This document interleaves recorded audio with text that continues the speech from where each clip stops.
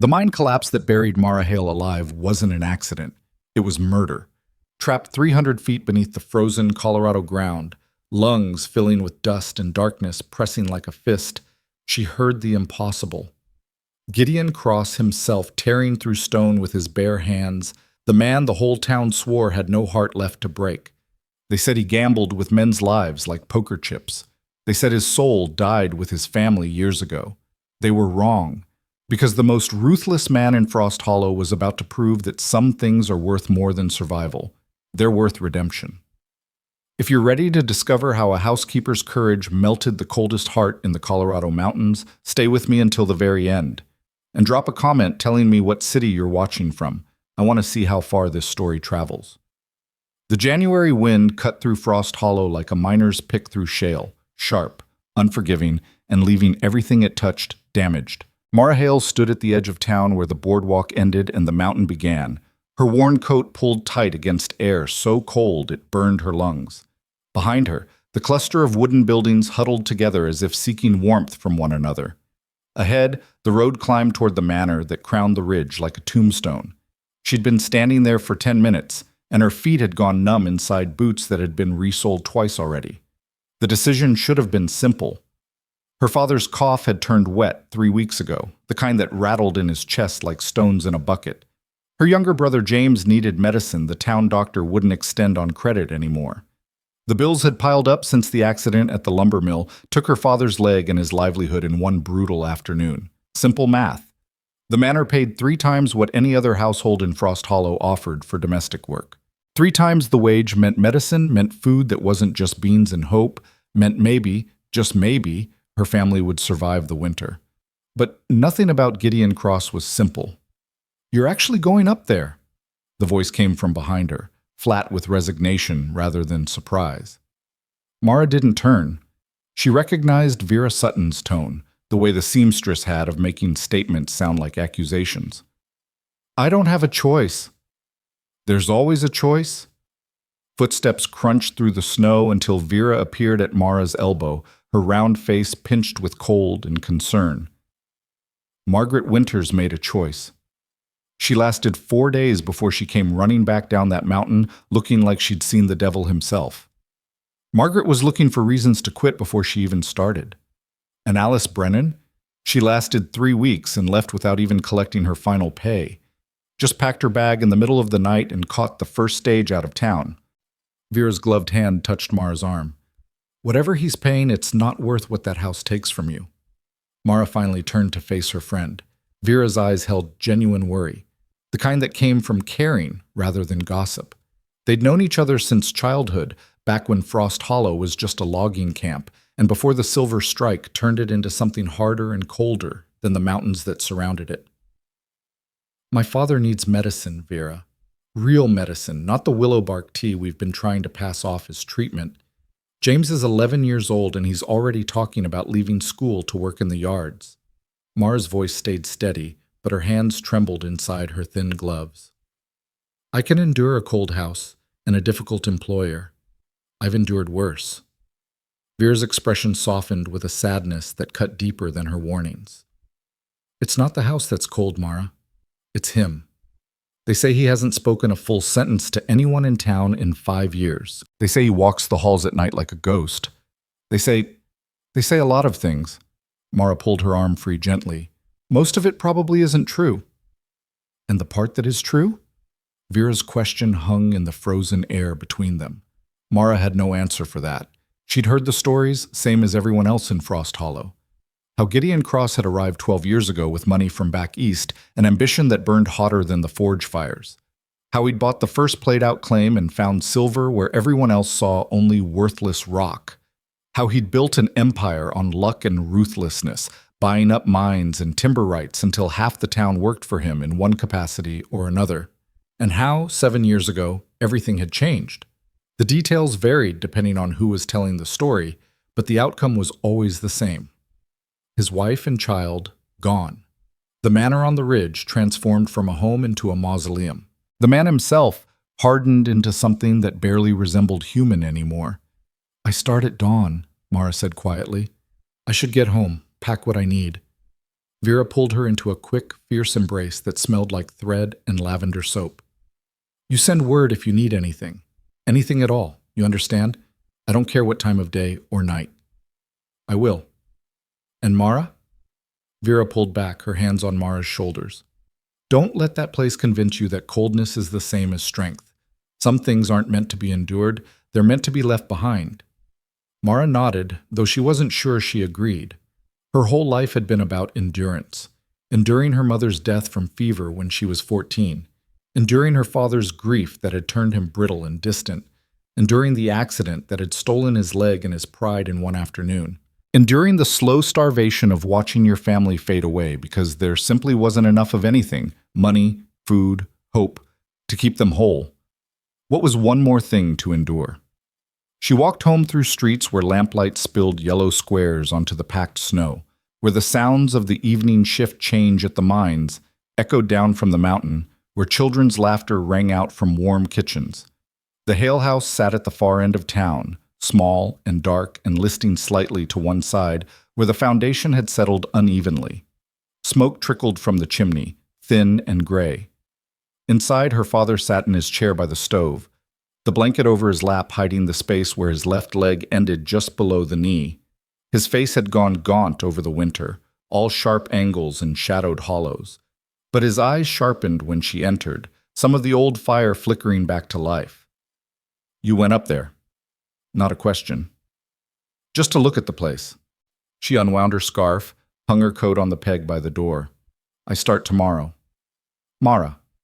Her name carried a weight of worry and guilt. You don't have to. Yes, I do. She knelt beside his chair, taking his calloused hand in both of hers. And it's not a hardship, Papa. It's good pay, and it's honest work. Better than most people have right now. That man.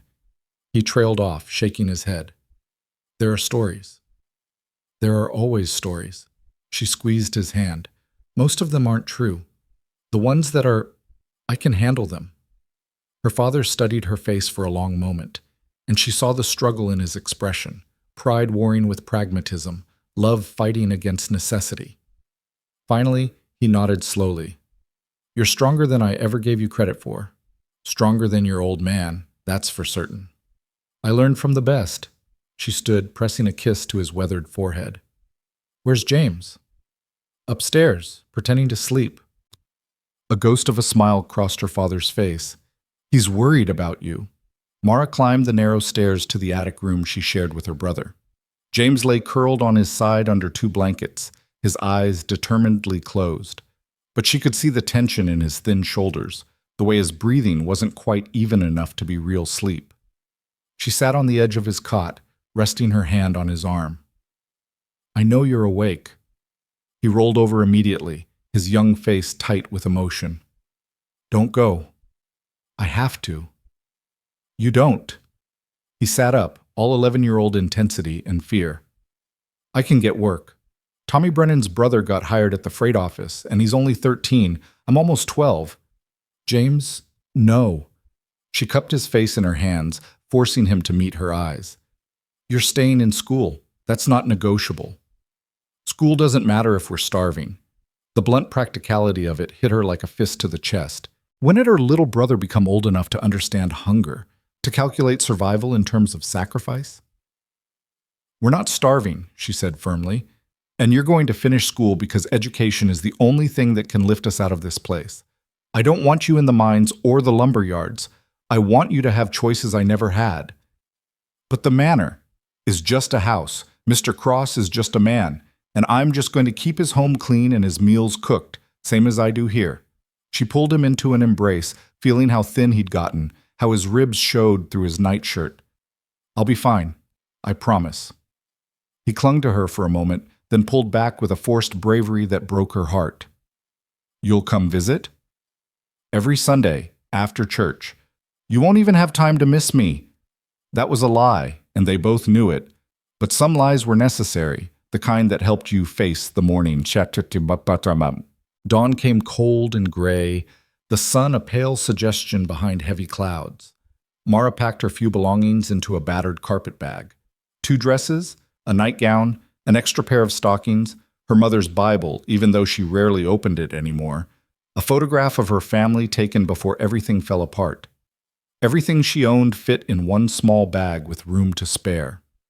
The walk up to the manor took 40 minutes, the road climbing steadily through snow-laden pines. Her breath misted in the frigid air, and her fingers ached despite her gloves. She passed the turnoff to the Cross Mining Company's main shaft, where the morning shift was already streaming in, men with lunch pails and resignation etched into their faces. A few nodded to her, most just looked away, as if acknowledging her meant acknowledging where she was headed.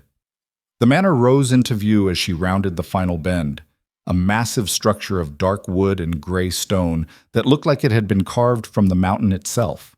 3 stories tall, with a steep roof and windows that stared down like empty eyes. No smoke rose from any of the chimneys despite the bitter cold. No light showed in any window. The place looked abandoned, haunted, dead. Mara's steps slowed as she approached the front entrance, a massive oak door with iron fixtures that looked solid enough to withstand a siege. She raised her hand to knock, then hesitated, her knuckles an inch from the wood. Last chance to turn back. Last chance to choose the familiar poverty and struggle over this unknown darkness. She knocked. 3 sharp raps that echoed into the silence. Nothing. No footsteps, no response. No sign that anyone inside had heard. She knocked again, harder this time, and called out, "Mr. Cross, it's Mara Hale. I'm here about the housekeeping position." Still nothing. She tried the handle. It turned easily, the door swinging open on well-oiled hinges to reveal a cavernous entrance hall that smelled of old wood and older memories. The temperature inside was barely warmer than outside, her breath still misted in the dim light that filtered through high windows. "Mr. Cross?" Her voice sounded small in the vast space. "Hello?" Silence answered her. Not the comfortable silence of an empty house, but something heavier, watchful, waiting. The entrance hall stretched before her, floored in dark hardwood that showed the pale tracks of disuse. A grand staircase rose to the second floor, its banister thick with dust. Doors opened off to either side, all of them closed. Everything about the space spoke of wealth and abandonment, of beauty left to decay because no one cared enough to preserve it. Mara stepped inside, closing the door behind her. The sound of it shutting echoed through the hall like a cell door locking. "You're early." The voice came from the shadows beneath the staircase, deep and rough from disuse, or punctual, depending on your perspective. She spun toward the sound, her heart hammering. A figure detached itself from the darkness. Tall, broad-shouldered, moving with the careful control of someone who'd learned to contain violence rather than express it. As he stepped into the weak light from the windows, Mara got her first real look at Gideon Cross. He was younger than she'd expected, maybe 40, with dark hair shot through with premature silver and a face that might have been handsome before whatever had happened to carve deep lines around his mouth and eyes. He wore simple clothes, dark trousers, a white shirt with the sleeves rolled to his elbows, no vest or jacket despite the cold. His eyes were the color of slate and just as warm. "Mr. Cross?" She found her voice, forced it steady. "I'm Mara Hale. I believe you're expecting me. I'm expecting someone to keep this house from complete collapse. Whether that's you remains to be seen."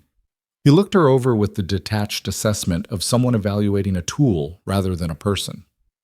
"You're smaller than the last one. Can you lift a water bucket without straining yourself?" "Yes, sir." "Can you cook something that doesn't taste like boot leather?" "I believe so, sir." "Can you follow instructions without needing your hand held like a child?" "Yes, sir." His mouth tightened, though whether with satisfaction or irritation she couldn't tell. "Then I suppose we'll find out if you're as capable as you think. Your room is on the 3rd floor, last door on the left. You have 30 minutes to settle in. Report to the kitchen after that. I'll explain your duties then." He turned to leave, dismissing her with his movement. "Mr. Cross?" The words escaped before she could think better of them. He paused, glancing back with an expression that suggested he wasn't used to being interrupted and didn't appreciate the novelty. "Where's the kitchen?" For the first time, something that might have been dark amusement flickered in his eyes. "You'll figure it out. The house isn't that large. Only 35 rooms. And Miss Hale?" "Yes, sir?" The previous housekeepers talked too much. I prefer silence. The house prefers silence. You'd do well to remember that." Then he was gone, disappearing through a door to the left and leaving her alone in the cold, empty hall. Mara stood there for a moment, absorbing what had just happened.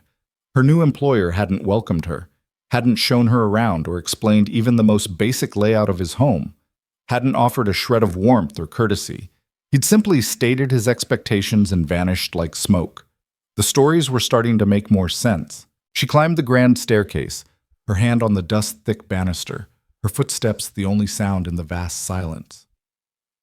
The second-floor hallway stretched in both directions, lined with closed doors, everything covered in a fine layer of neglect.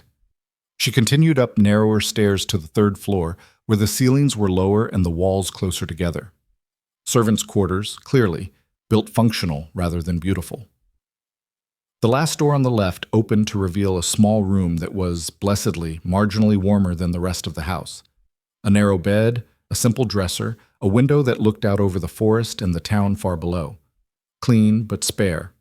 Impersonal. Exactly what a temporary employee deserved. Mara unpacked quickly, hanging her 2 dresses in the tiny closet, placing her mother's Bible on the dresser beside the photograph. She paused, studying the image. Her family whole and together, her mother's smile bright even in the faded sepia tones, her father standing straight and strong, James just a baby in her mother's arms, and herself young enough to still believe that happiness was permanent. "Just a few months," she whispered to the photograph. "I can endure anything for a few months." She made her way back downstairs, trying to map the layout as she went. The second floor seemed to contain bedrooms. She counted at least 8 closed doors. The main floor held the entrance hall, and she found what appeared to be a formal dining room, a library, a sitting room, all of them sheeted in dust and disuse. Finally, at the back of the house, she discovered the kitchen. It was the only room that showed signs of actual life. A massive cast-iron stove that radiated blessed heat, a table scarred with knife marks in use, shelves stocked with basic supplies, a pump over a deep sink, windows that looked out toward the mountain rising behind the house. The space smelled like coffee and bacon and wood smoke. Normal smells. Human smells. Gideon Cross stood at the stove, pouring coffee into a tin cup. He didn't look up when she entered. "You found it. Good. Your duties will include all cooking, all cleaning, all laundry. The second-floor bedrooms are unused. You'll dust them once a week, but nothing more. The third floor, aside from your room, is storage. You won't go up there. I take breakfast at 6, dinner at 7. I don't eat lunch. You'll have Sundays off after you've prepared my meals for the day. Questions?" Mara's mind spun with the sheer volume of work he'd just described. 35 rooms, even if most were closed off. Meals twice a day. Laundry for a household that apparently consisted only of the 2 of them. All of it in a house this size, in the dead of winter. "Yes, sir. Where?" "The supply room is through that door. Linens, cleaning materials, everything you'll need. You'll order additional supplies from the mercantile once a week. They'll deliver. You'll submit your order list to me for approval the day before. Anything else?" "What about, I work in my study during the day. It's off the entrance hall, east side. You'll clean it once a week on Saturday when I'm at the mine office. You do not enter when I'm inside, under any circumstances. Clear?" "Yes, sir, but I don't entertain guests, I don't receive social calls. If anyone comes to the door, you tell them I'm not available and send them away. That includes the minister, the mayor, and anyone else who thinks their position entitles them to my time." "Yes, sir. Mr. Cross, I just need to know." "What you need to know is that I expect this house to be maintained to an acceptable standard, my meals to be edible, and my privacy to be respected absolutely. That's all you need to know." He finally looked at her, his gray eyes flat and cold. "If you find those terms unacceptable, you can leave now. I'll pay you for the day's work, and we'll call it done." The dismissal in his tone ignited something in Mara's chest. Not anger exactly, but something sharper. She'd walked away from her family, climbed this mountain in the bitter cold, entered this tomb of a house knowing full well its reputation, and he was treating her like an inconvenient obligation he could dismiss with a day's wages. "The terms are acceptable, Mr. Cross." Her voice came out calmer than she felt. "But I have one question, and then I'll get to work. He waited, his expression suggesting his patience was a finite resource she'd nearly exhausted. "Where do you sleep?" Surprise flickered across his face so quickly she almost missed it. "Why would you need to know that?" "Because you've just told me to clean every room in this house on various schedules, but you haven't told me which room is yours. I can't very well clean what I can't find, and I'd rather not walk in on you by accident while you're dressing or sleeping." For a long moment, he simply stared at her. Then, to her complete shock, one corner of his mouth lifted in what might have been the ghost of a smile if it had contained any actual humor. "Second floor, west wing, corner room overlooking the valley. You'll clean it Mondays and Thursdays while I'm working. Knock first. If I answer, come back later." He paused, that almost smile fading as quickly as it had appeared. "And Miss Hale? The second floor east wing is locked. You won't go there. That's not a suggestion. It's a condition of your employment." "Understood, sir." He nodded once, set his empty cup in the sink, and left without another word. Mara stood in the warm kitchen, listening to his footsteps fade into the deeper reaches of the house. Then she rolled up her sleeves, tied on the apron she found hanging by the door, and got to work. The first week passed in a blur of exhaustion and discovery. The house was even larger than she'd realized. 35 rooms didn't account for the hallways, the stairs, the entrance hall that could fit her entire family's house inside it. Every surface wore a thick skin of dust and neglect. Every window was so streaked with grime that the winter light barely penetrated. Every floor creaked and groaned like the house itself was protesting the intrusion of care. Gideon Cross remained a ghost. She saw him at breakfast and dinner, where he ate silently and efficiently before disappearing back into his study or leaving for the mine offices down the mountain. He never thanked her for the meals, never complimented or criticized, simply ate and left, as if she were a piece of furniture that happened to place food in front of him. The silence was oppressive. Mara had grown up in a small, noisy house where her father's stories and James's laughter had filled every corner. Here, the only sounds were her own footsteps, the crackle of fires she built in the stoves, the wind howling around the eaves like something trying to get in, or maybe trying to get out. She learned the rhythm of the house, which floorboards creaked, which doors stuck, which rooms held the cold more stubbornly than others. The kitchen became her refuge, warm and functional and lived in. Her room on the third floor became her sanctuary, the only space that felt like it belonged to her rather than to whatever grief haunted the rest of the manor. But it was the locked wing on the second floor that occupied her thoughts more than she wanted to admit. The east wing terminated in a heavy oak door secured with a substantial lock. No key hung nearby. No light showed beneath the door. Whatever lay behind it remained hidden, sealed away as thoroughly as Gideon Cross's humanity. On Thursday of her first week, Mara stood before that locked door, with a dustcloth in one hand and curiosity burning in her chest. She'd cleaned every other accessible room on the second floor, 6 guest bedrooms that looked like they hadn't been entered in years, a ladies' sitting room with furniture sheeted in white cloth, a study that might have belonged to Cross's wife based on the delicate writing desk and the books about botany and painting. But this locked door drew her like a lodestone. She pressed her ear against the wood, listening. Nothing. Just the silence that seemed to define this entire house. "Find something interesting?" Mara jumped back from the door so fast she nearly dropped her cloth. Gideon Cross stood at the top of the stairs, his expression unreadable. "I was just—" She struggled for an explanation that didn't sound like prying. "Checking if the door was stuck. Sometimes they swell with the cold and it's not stuck." He walked toward her with that controlled, measured gait that suggested violence kept on a tight leash. "It's locked. Intentionally. I was very clear about that wing being off limits." "Yes, sir. I wasn't trying to You were trying to satisfy your curiosity. It's a natural human impulse. I don't fault you for it."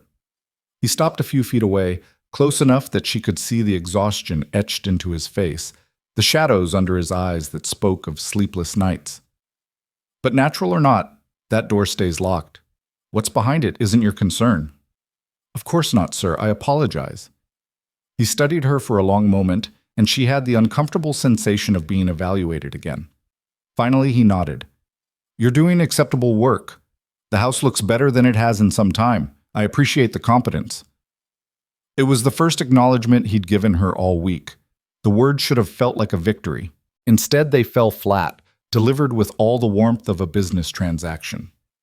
"Thank you, sir." He turned to leave, then paused. "My study needs cleaning tomorrow. I'll be at the mine offices from 8 until 2. See that it's done by the time I return." "Yes, sir." He descended the stairs, leaving her alone in the hallway with the locked door and a growing sense that whatever Gideon Cross was hiding behind it, it was eating him alive from the inside out. Friday morning, Mara entered the study with her bucket and rags, prepared for the usual accumulation of dust and clutter. What she found instead stopped her cold. The room was immaculate, not a speck of dust anywhere. The desk organized with military precision. The bookshelves aligned perfectly, the floor swept clean. Nothing about the space needed cleaning, except for the shattered glass scattered across the hearth like crystalline snow. She approached slowly, her shoes crunching on the fragments. A whiskey bottle lay on its side by the fireplace, empty. The glass pieces ranged from large shards to powder, radiating out from the point of impact, as if someone had thrown the bottle with tremendous force. Mara began cleaning it up carefully, wrapping the larger pieces in newspaper to avoid cutting herself.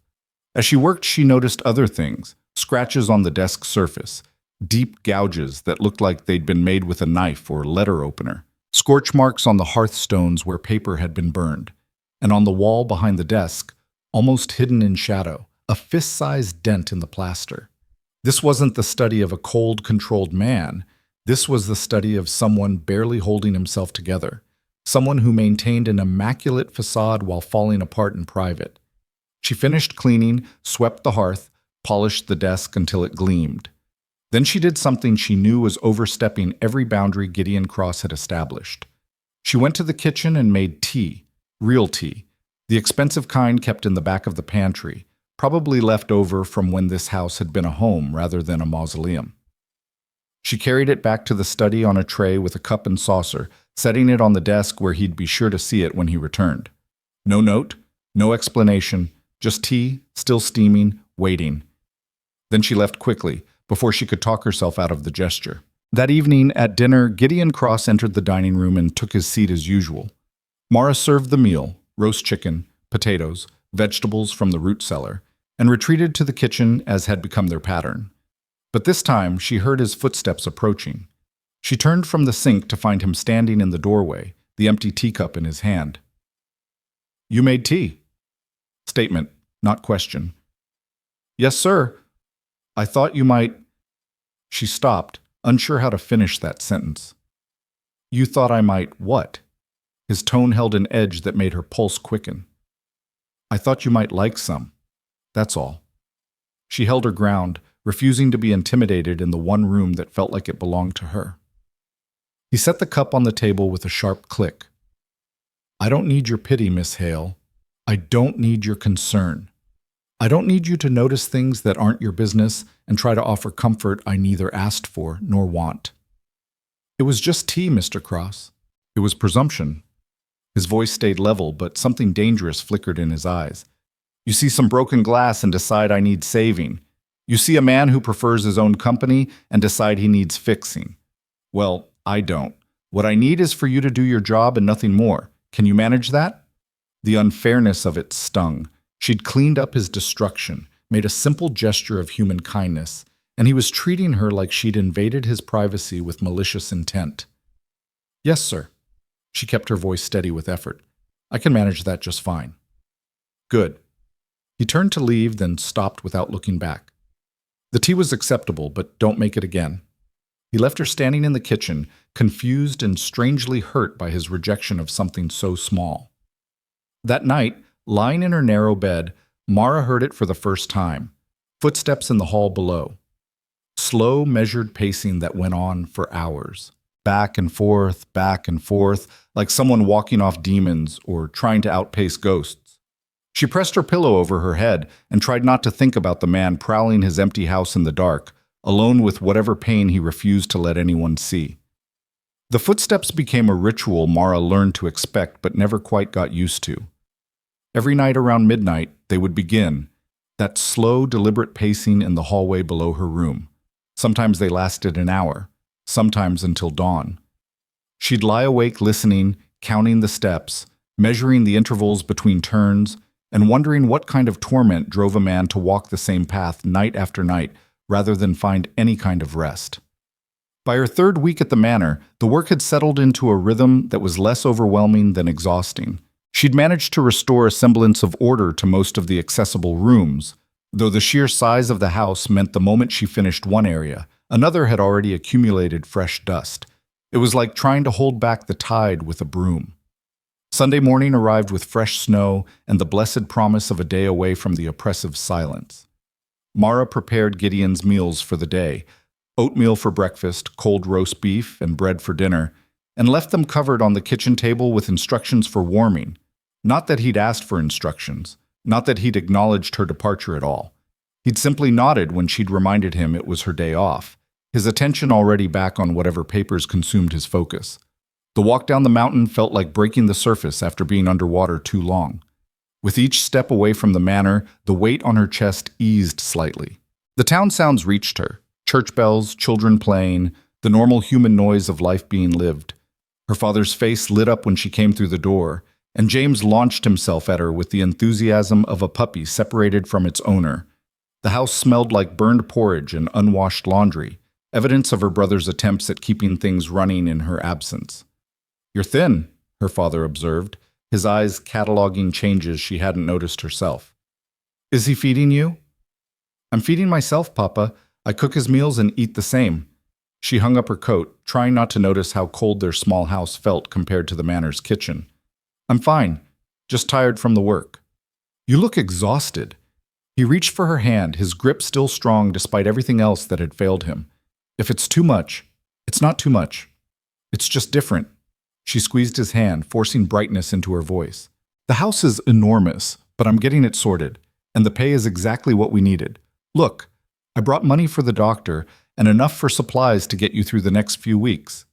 She handed him the envelope of wages Gideon had left on the kitchen table that morning. No note, no acknowledgement, just payment rendered for services provided. Her father's eyes widened at the amount. "Mara, this is what we agreed on. Take it to Doc Morrison tomorrow. Get the medicine you need. Buy James some proper boots. His are falling apart." She turned to her brother, who'd been uncharacteristically quiet. "What's wrong?" James shifted his weight, his young face troubled. "Tommy Brennan said his sister Alice left your place in the middle of the night. Said she wouldn't talk about what happened there, just packed her things and left town on the next stage." Alice Brennan didn't like hard work. Mara kept her tone light, dismissive. "That's all there is to that story." "But Tommy said she looked scared. Said she wouldn't even say his name, just called him that man, like she was afraid speaking it would summon him or something." Mara knelt in front of her brother, taking his thin shoulders in her hands. "James, listen to me. Mr. Cross is difficult. He's cold and he's rude and he has no interest in pleasantries. But he's not dangerous. He's just a man who lost something important and never figured out how to be human again after that. That's all. You promise?" The intensity in his eyes made her throat tighten. When had he become old enough to worry about her this way? "I promise. I'm safe there. Honestly." She wasn't entirely sure that was true, but it was the truth he needed to hear. They spent the day together, the three of them crowded in the small, warm house, and for a few hours Mara let herself forget about the cold manor on the ridge. Her father told stories from his logging days, the ones he always told when he wanted to feel useful again. James showed her his schoolwork, pride shining through his worry. They ate a simple meal together, and the food tasted better than anything she'd cooked in that vast, empty kitchen. But as the afternoon shadows lengthened, Mara felt the pull of obligation drawing her back. She'd promised to return by evening, and despite everything, she found herself wanting to keep that promise. Not for Gideon Cross exactly, but for herself. She'd never failed to meet a commitment, and she wasn't about to start now. The walk back up the mountain felt longer in the fading light. The manor appeared through the trees like something from a dark fairy tale, all sharp angles and brooding shadows. Smoke rose from the kitchen chimney. Gideon must have managed to keep the stove going in her absence. Small miracle. She entered through the kitchen door, stamping snow from her boots. The room was warm but empty, her breakfast dishes still in the sink unwashed. She hung up her coat and set to work cleaning up, falling back into the routine that had become her life. "You're back." She turned to find Gideon standing in the doorway, his presence filling the space in a way that made the large kitchen suddenly feel small. He'd rolled his shirt sleeves up, and she could see burns on his forearms, fresh ones, red and blistered. "You're hurt." The words escaped before she could think better of them. He glanced down at his arms as if noticing the burns for the first time. "The stove disagreed with my attempts to warm the food. It's fine." "It's not fine. It's infected if you don't treat it." She moved toward him instinctively, then stopped when his expression hardened. "At least let me—" I said it's fine. But there was something different in his tone, not quite less cold, but perhaps less certain. "Your family is well?" The question caught her off guard. In 3 weeks, he'd never asked her anything personal, never acknowledged that she existed beyond her function as a housekeeper. "Yes, sir. Thank you for asking." He nodded, seeming as uncomfortable with the exchange as she was. "Good. That's good." An awkward silence stretched between them. Mara found herself studying him more carefully than she'd allowed herself to before. Up close, the exhaustion was even more evident, the hollows under his eyes, the tension in his jaw, the way he held himself like a man expecting a blow. The burns on his arms looked painful, and she could see where he'd tried to wrap them himself with strips of cloth that were already dirty. "Mr. Cross, I have salve that would help with those burns. It would take just a moment." "Why do you do that?" He cut her off, his gray eyes suddenly sharp with something that might have been anger or might have been confusion. "Why do you keep trying to help me when I've made it abundantly clear I don't want your help?" "Because you're hurt." She met his gaze steadily. "And I know how to treat burns. It's not complicated, and it's not pity. It's just practical." "Everything with you is practical, isn't it? Practical work, practical tea, practical concern for someone who's made it clear he doesn't want any of it." "Yes, sir. I'm a very practical person. It comes from having no other choice." She moved past him to retrieve the medical supplies she kept in the pantry. "Now you can either let me treat those burns properly, or you can let them fester and risk losing the use of your hands. Your choice. But I'd prefer not to watch someone suffer unnecessarily when I could prevent it." She set the supplies on the table and waited, half expecting him to storm out. Instead, after a long moment, he pulled out a chair and sat down heavily, extending his arms toward her in a gesture that looked like surrender. Mara worked quickly and efficiently, cleaning the burns with cool water, applying salve, wrapping them in clean bandages. His hands were heavily calloused, marked with old scars that spoke of hard labor, despite his wealth.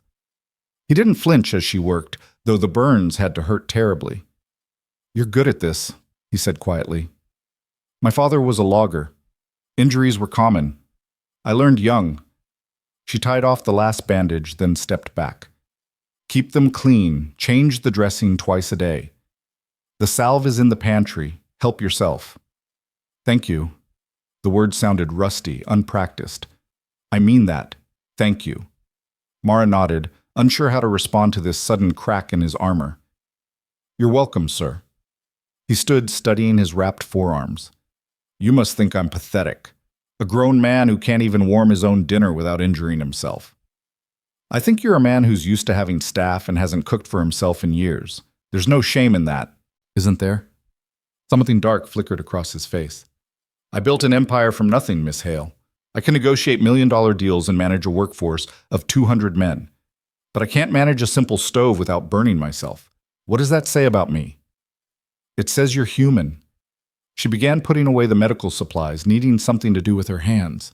"We all have things we're good at and things we're not. That's just life." "Is it?" He moved to the window, staring out at the darkening forest. "Sometimes I think being human is the problem. Being human means feeling things, missing things, remembering things you'd give everything to forget." The raw vulnerability in his voice made something in Mara's chest tighten. This was the man under the ice, the one who paced the halls at night, who threw bottles at fireplaces, who locked away entire wings of his house because what they contained hurt too much to face. "Mr. Cross, Gideon." He turned from the window, and the look in his eyes was almost desperate. "If you're going to stand in my kitchen and bandage my wounds and see me at my weakest, you might as well use my name." "Gideon, then." She said it carefully, tasting the intimacy of first names. What happened to you? For a moment she thought he might answer. His mouth opened, and she could see him weighing whether to let her in or push her back out into the cold where he kept everyone else. Then his expression shuddered, the walls slamming back into place. That's not your concern.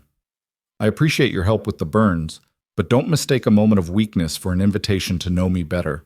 We're not friends, Miss Hale. We're employer and employee, nothing more. Of course, sir. The formality hurt more than it should have. Will there be anything else? He shook his head, already turning away. No. That will be all for tonight. She watched him leave, his footsteps echoing through the house. A few minutes later, she heard his study door close with a definitive click, the sound of a man barricading himself away from human connection. That night, the pacing started earlier than usual and lasted longer. Mara lay awake listening, thinking about burns that festered and walls that trapped, and wondering if a person could die from refusing to let anyone close enough to help them heal. The next morning, she found a note on the kitchen table in strong, angular handwriting. The bandages need changing. I trust you'll see to it after breakfast. GC. It wasn't a request. It wasn't thanks, but it was acknowledgement, and in the strange economy of their relationship, that counted as progress. The days that followed fell into a new pattern. Twice daily, Gideon would appear in the kitchen and silently extend his arms for her to tend the burns. They didn't speak during these sessions beyond the necessary, but something had shifted. The silence between them felt less hostile, more complicated, like they were two people circling something neither wanted to name. Mara noticed other changes, too. The broken glass stopped appearing in his study. The house felt slightly less oppressive, as if some of the grief that saturated the walls had begun to dissipate. And occasionally, very occasionally, she would catch Gideon watching her as she worked, his expression unreadable, but no longer completely cold. On Thursday of her 4th week, she was cleaning the library when she found the photograph. It had slipped behind a row of books on one of the lower shelves, probably hidden there years ago and forgotten. The image showed a young woman with dark hair and a warm smile, holding a baby wrapped in white lace. They stood on the manor's front steps, and the house behind them looked alive, loved, completely unlike the tomb it had become. Mara knew she should put it back, should pretend she'd never seen it. But she couldn't stop staring at the woman's face, at the joy radiating from her expression, at the baby who gazed up at her with complete trust. This was what Gideon had lost. This was what had turned him into a ghost haunting his own life. I wondered where that had gone. She spun around, nearly dropping the photograph. Gideon stood in the doorway, and for once his face wasn't carefully blank. He looked raw, exposed, like she'd caught him without his armor. I'm sorry. I didn't mean to. It was just behind the books, and She held it out to him, her hands shaking slightly. He crossed the room slowly, taking the photograph with a gentleness that made her throat ache. His fingers traced the woman's face with a tenderness she hadn't known he was capable of. Her name was Catherine, he said quietly. The baby was Emma. She was 6 months old in this picture. Was, past tense, final. I'm so sorry. The words felt inadequate, but what else could she say? It was 7 years ago. The fever came through town. You probably heard about it. Started in the mining camps, spread through the valley, killed 30 people before it burned itself out.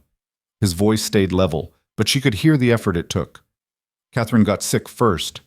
She died within 3 days. Emma lasted 4. Mara's eyes burned. Gideon, I wasn't here. The words came out harsh, self-lacerating. I was in Denver negotiating a contract that seemed so goddamn important at the time. By the time I got word and made it back, they were already gone. Both of them, buried in the cemetery outside town. I didn't even get to say goodbye. That's not your fault. Isn't it? He looked at her, and the devastation in his eyes was terrible to witness. I built this house for them, filled it with everything money could buy. And then I left them here while I chased more money, more success, more of everything that didn't matter. And when they needed me, when they were dying and crying out for me, I wasn't there. You couldn't have known. I should have been here anyway. That's what matters.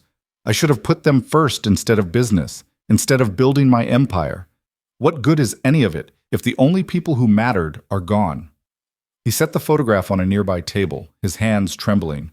I locked the east wing because that's where the nursery is, where Emma's things are, where Catherine's dresses still hang in the closet, and her perfume bottles sit on the dressing table, and every goddamn thing remains exactly as she left it because I can't. His voice broke, and Mara did something she knew was risky. She closed the distance between them and placed her hand on his arm, a simple human touch meant to ground him before he flew apart completely. You can't let them go, she finished gently, because letting go feels like losing them all over again. He stared at her hand on his arm like he'd forgotten what human touch felt like.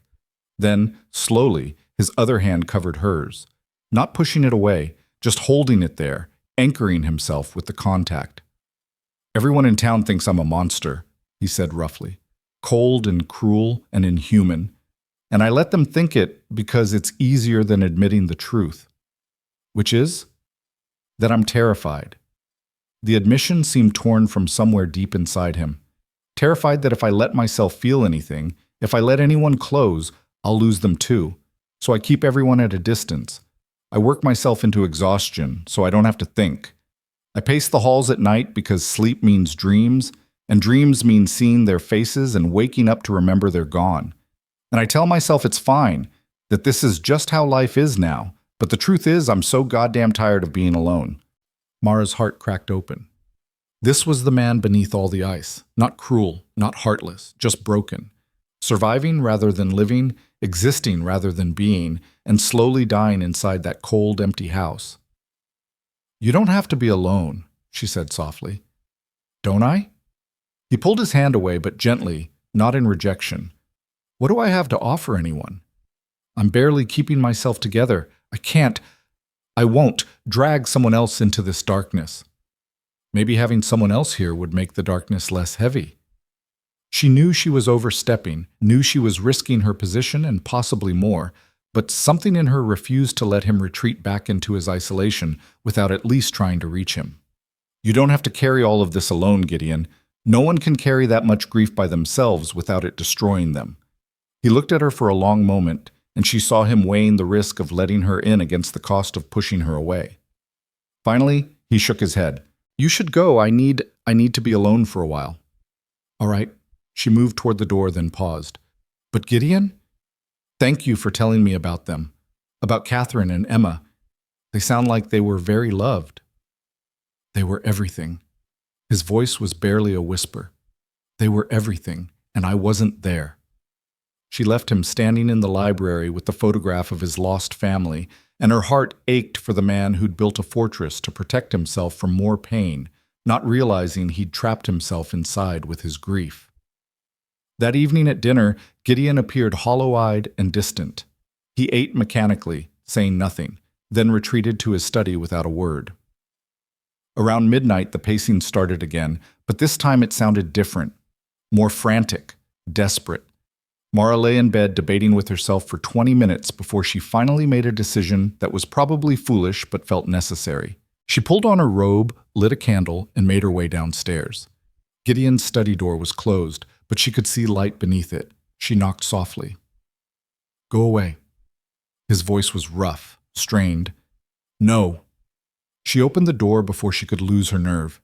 He stood by the fireplace, whiskey bottle in hand, his face reflecting the flames. He looked at her with eyes that held so much pain it hurt to witness. I told you to leave me alone.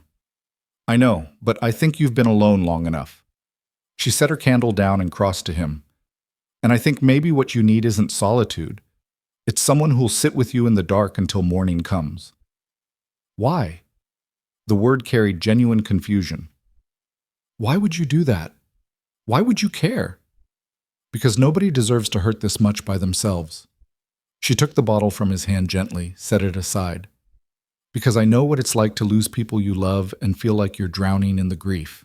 And because, despite everything you've done to push everyone away, I don't think you're nearly as terrible as you want people to believe. Something in his expression crumbled. Mara, I don't know how to do this. I don't know how to let someone help me. Then we'll figure it out together. She gestured to the chairs by the fire. Sit. Talk or don't talk. Your choice. But you're not spending another night pacing this house like a condemned man. He sank into one of the chairs as if his strings had been cut, and she took the other. For a long time they sat in silence, watching the fire burn low. Then, haltingly, he began to talk. He told her about meeting Catherine in Boston, about falling in love with her quick mind and quicker laugh, about building this house as a promise that she would never want for anything, about Emma's birth and how terrifying and miraculous it had been to hold someone so small and helpless. About the morning he'd left for Denver, how Catherine had kissed him goodbye at the door with Emma in her arms, and how he'd been irritated because the baby was fussy and he was running late. "That was the last time I saw them alive," he said, his voice breaking. "The last memory I have is being annoyed, not treasuring the moment, not being present, just irritated because my schedule was disrupted." "You were human," Mara said gently. "Being annoyed doesn't mean you loved them any less." "But it should have been better. It should have been perfect. I should have held them longer, kissed them more, said things that mattered instead of worrying about some pointless business deal." "We never know which goodbye will be the last one. If we did, we'd never leave. But that's not how life works." He scrubbed his hands over his face. "I don't know how to move forward. I don't know how to be anything other than this half-alive thing going through the motions." "You start small," Mara said. "You let yourself feel something other than grief, even if only for a moment. You let someone in, just a little. You take one step, then another, and eventually you might find you've walked out of the darkness into something that resembles daylight. And if I can't, then I'll sit here with you until you can." His eyes met hers across the firelight, and what she saw there stole her breath, gratitude and fear and hope all tangled together. Slowly, tentatively, he reached across the space between their chairs and took her hand. She held on, her fingers threading through his, and they sat together as the fire burned down to embers and the first gray light of dawn crept through the windows. Neither of them slept. Neither of them spoke again. But something fundamental had shifted between them, a door cracked open that had been locked shut for 7 years. When full daylight arrived, Gideon released her hand and stood. He looked exhausted, but somehow less haunted than he had in weeks. "Thank you," he said simply. "Any time." She meant it. He nodded, then left to prepare for the day ahead. Mara remained by the dead fire for a few minutes longer, wondering what she'd just done and whether reaching out to catch a falling man meant risking being pulled down into the darkness with him. But as she climbed the stairs to her room, she realized she'd made her choice. Whatever came next, she wouldn't leave Gideon Cross alone in his grief. Not anymore. Some people were worth the risk of falling. The change in Gideon wasn't dramatic or sudden. Grief didn't work that way, Mara had learned. But over the following weeks, small shifts emerged like the first green shoots breaking through winter ground. He still took his meals in silence, but occasionally he would ask her a question. Where was she from originally? Had she always lived in Frost Hollow? What did her brother want to be when he grew up? Simple questions that acknowledged she existed as a person rather than a function. The pacing at night grew less frequent. Some nights Mara would hear nothing at all, and she'd lie awake wondering if that meant he was finally sleeping or if the silence meant something worse. But in the mornings, he appeared at breakfast looking marginally more rested, the shadows under his eyes not quite as deep. He began spending less time barricaded in his study. She'd find him in the library occasionally, reading by the fire instead of drowning himself in ledgers and contracts. Once she'd caught him standing at the window watching snowfall, just standing there with something almost peaceful in his expression. And he started talking to her. Not much, and never about anything too personal, but the walls between them had developed cracks that let small intimacies through. He mentioned that his coffee was good one morning. She told him the stove in the main parlor was acting up. He fixed it that afternoon without being asked. She thanked him. He shrugged like it was nothing, but she'd seen the pleased look in his eyes before he could hide it. It was progress. Fragile, uncertain progress that could shatter at any moment, but progress nonetheless. Then Caleb Rourke came to the manor, and everything changed. Mara was in the kitchen preparing dinner when she heard the heavy knock at the front door. Gideon was in his study, and she'd learned by now that unexpected visitors were to be turned away per his standing orders. She wiped her hands on her apron and went to answer. The man on the doorstep was tall and broad-shouldered, dressed in expensive clothes that couldn't quite hide the roughness underneath. His smile was wide and didn't reach his eyes, which assessed her with the calculating gaze of someone pricing livestock. "Well, aren't you a pretty thing?" he said, his voice carrying the false warmth of a practiced charmer. "I'm here to see Cross. Tell him Caleb Rourke needs a word." Something about him made Mara's skin crawl, but she kept her expression neutral. "Mr. Cross isn't receiving visitors today. If you'd like to leave your card, I don't think you understand, sweetheart." Rourke's smile widened, turning predatory. "I'm not asking. Now be a good girl and fetch your employer before I lose my patience." "Is there a problem, Miss Hale?" Gideon's voice came from behind her, cold and sharp as a blade. Mara stepped aside and Gideon moved into the doorway. His entire demeanor had changed. Gone was the man who'd slowly been emerging from his grief. In his place stood someone harder, more dangerous, radiating controlled violence. "Rourke."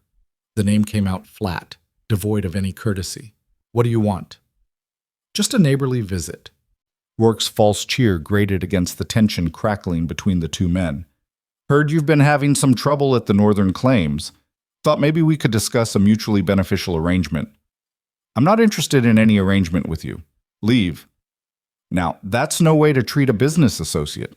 We're not associates. We're competitors. And barely that, since your operation is built on cutting corners and exploiting desperate men." Gideon's voice dropped to something lethal. "I said leave. Don't make me repeat myself."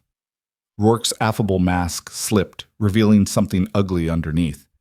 "You think you're so much better than me, don't you, Cross? Think your fancy house and your tragic past make you some kind of saint? We're the same, you and me. We both built our fortunes on the backs of broken men. The difference is, I pay fair wages and maintain safe conditions. You work your men until they collapse and pay them scraps. Now get off my property before I throw you off." "Careful, Cross." Rourke's eyes glittered with malice. "You might want to watch how you talk to me. Accidents happen in the mines all the time. Would be a shame if one of your tunnels collapsed because someone got careless with the support timbers." The threat hung in the air like smoke. Mara saw Gideon's hands curl into fists, saw the muscle jump in his jaw as he fought for control. "If anything happens to my mines or my men, I'll know exactly who's responsible. And I promise you, Rourke, the consequences will be severe." Big words from a man who couldn't even protect his own family. Rourke's smile turned vicious. "How many years has it been now? 7? You'd think you'd have gotten over it by now, but here you are, still playing the grieving widower while the rest of us get on with our lives." Gideon moved so fast Mara barely saw it. One moment he was in the doorway, the next he had Rourke by the throat, slamming him against the door frame with enough force to rattle the hinges. "Say another word about my family and I'll kill you right here." His voice was deadly quiet, all the more terrifying for its control. "I don't care about the consequences. I don't care who sees. You will never speak of them again. Are we clear?" Rourke's face had gone red, his hand scrabbling at Gideon's wrist. He managed a jerky nod, and Gideon released him with a shove that sent him stumbling down the steps. "Stay away from my property, stay away from my mines, and stay away from my house." Gideon's voice carried across the snow-covered yard. "If I see you here again, I won't be so restrained." Rourke straightened his coat with shaking hands, his expression promising retribution. "You'll regret this, Cross. I'll make sure of it." He stalked to his horse and rode away without looking back.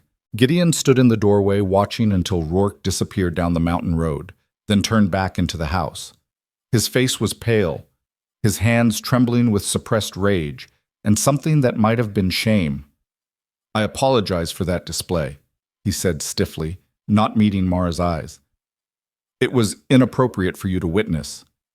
He threatened you. He threatened your workers. You had every right to be angry." "I nearly killed him." Gideon's voice was hollow.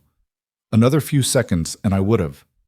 I could feel it, how easy it would be to just squeeze until he stopped breathing, and part of me wanted to." Mara touched his arm gently. "But you didn't. You stopped yourself. That's what matters." "Is it?" He finally looked at her, and the torment in his eyes made her heart ache. "Sometimes I think there's nothing left inside me but rage and grief, that I'm just barely holding back the monster, and one day I won't be able to anymore." "You're not a monster, Gideon. A monster wouldn't care about his workers' safety. A monster wouldn't feel guilty about losing control. A monster wouldn't have let Rourke leave alive after what he said. He studied her face as if searching for deception, for false comfort. Whatever he found there seemed to settle something in him. Thank you for seeing something in me worth defending. I see a lot of things in you worth defending. The words came out softer than she'd intended, more revealing. You just have to start seeing them yourself. The moment stretched between them, charged with things neither was quite ready to name. Then the sound of hoofbeats on the road broke the spell. Gideon moved to the window, his expression darkening.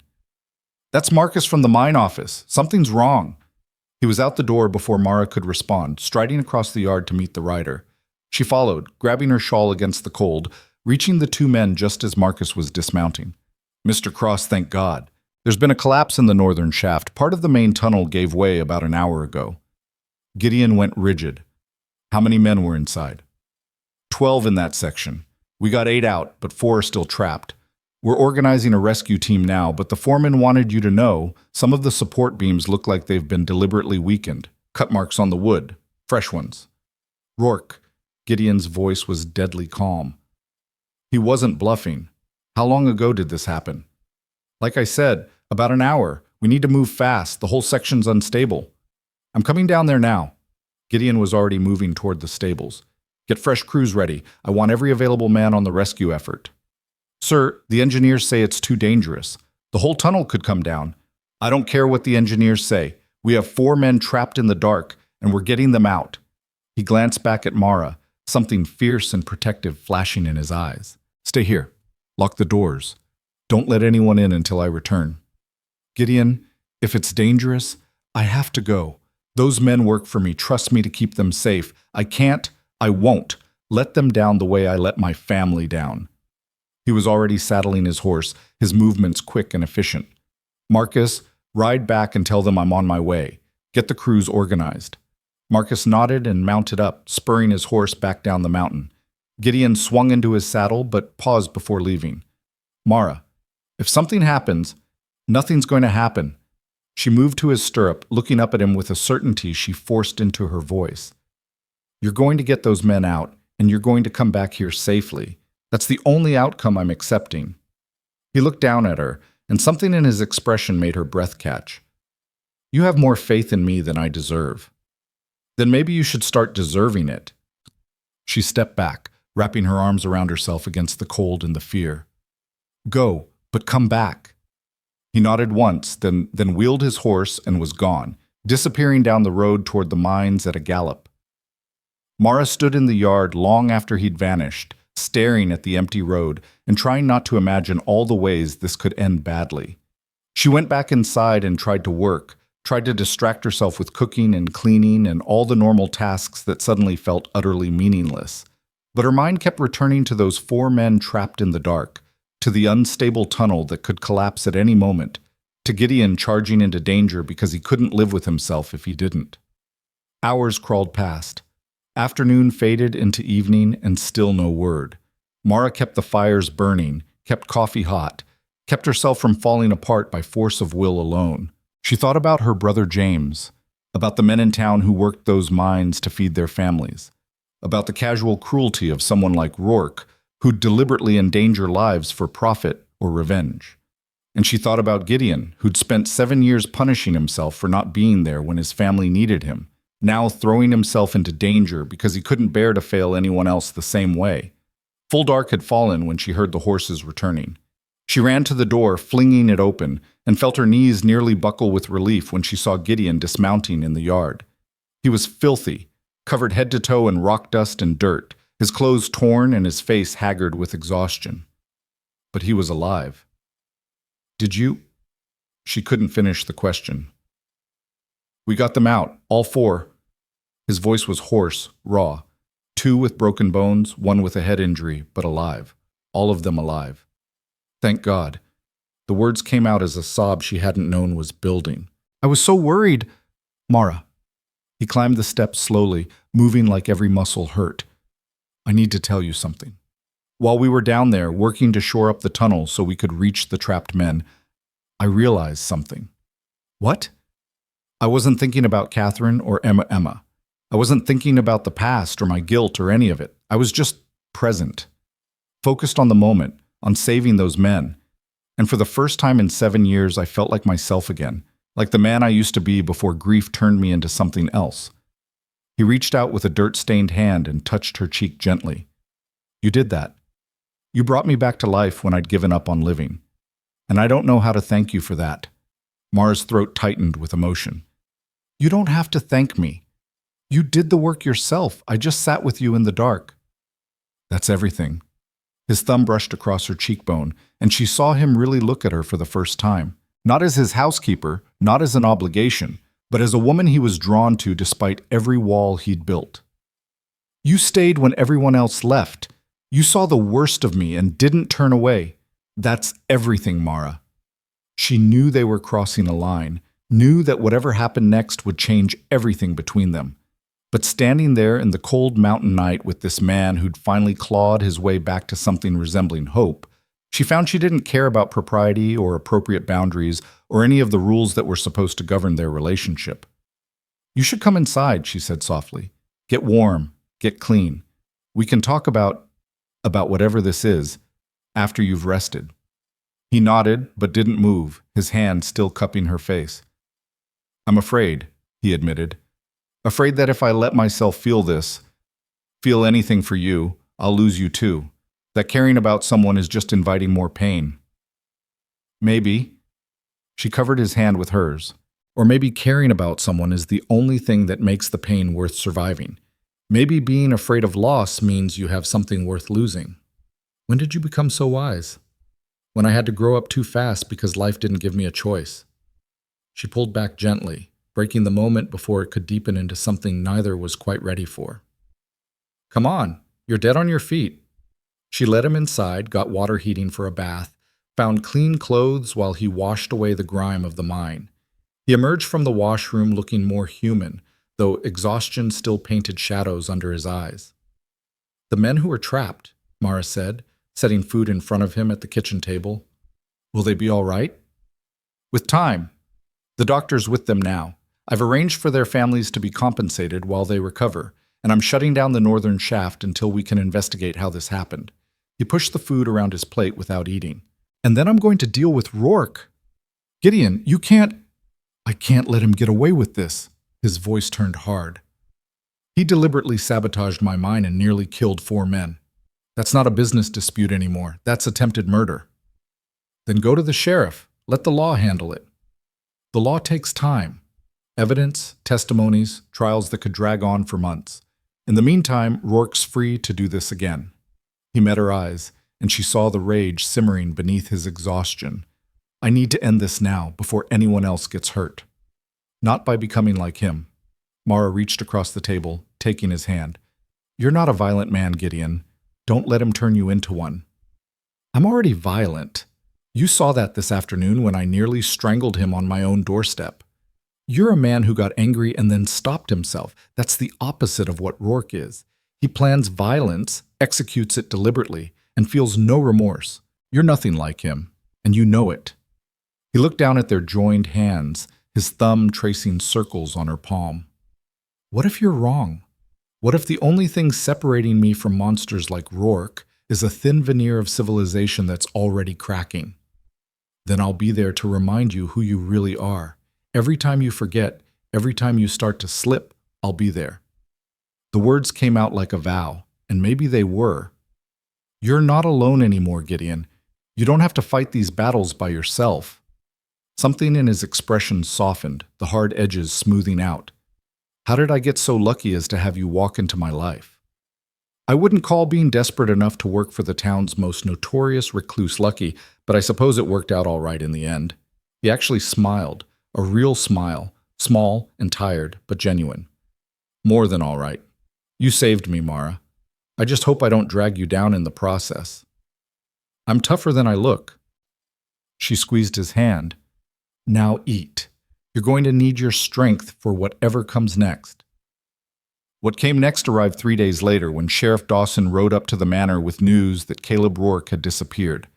His house stood empty, his bank accounts cleared out, his mining operation abandoned. He'd vanished like smoke, and with him went any hope of legal justice for the sabotage.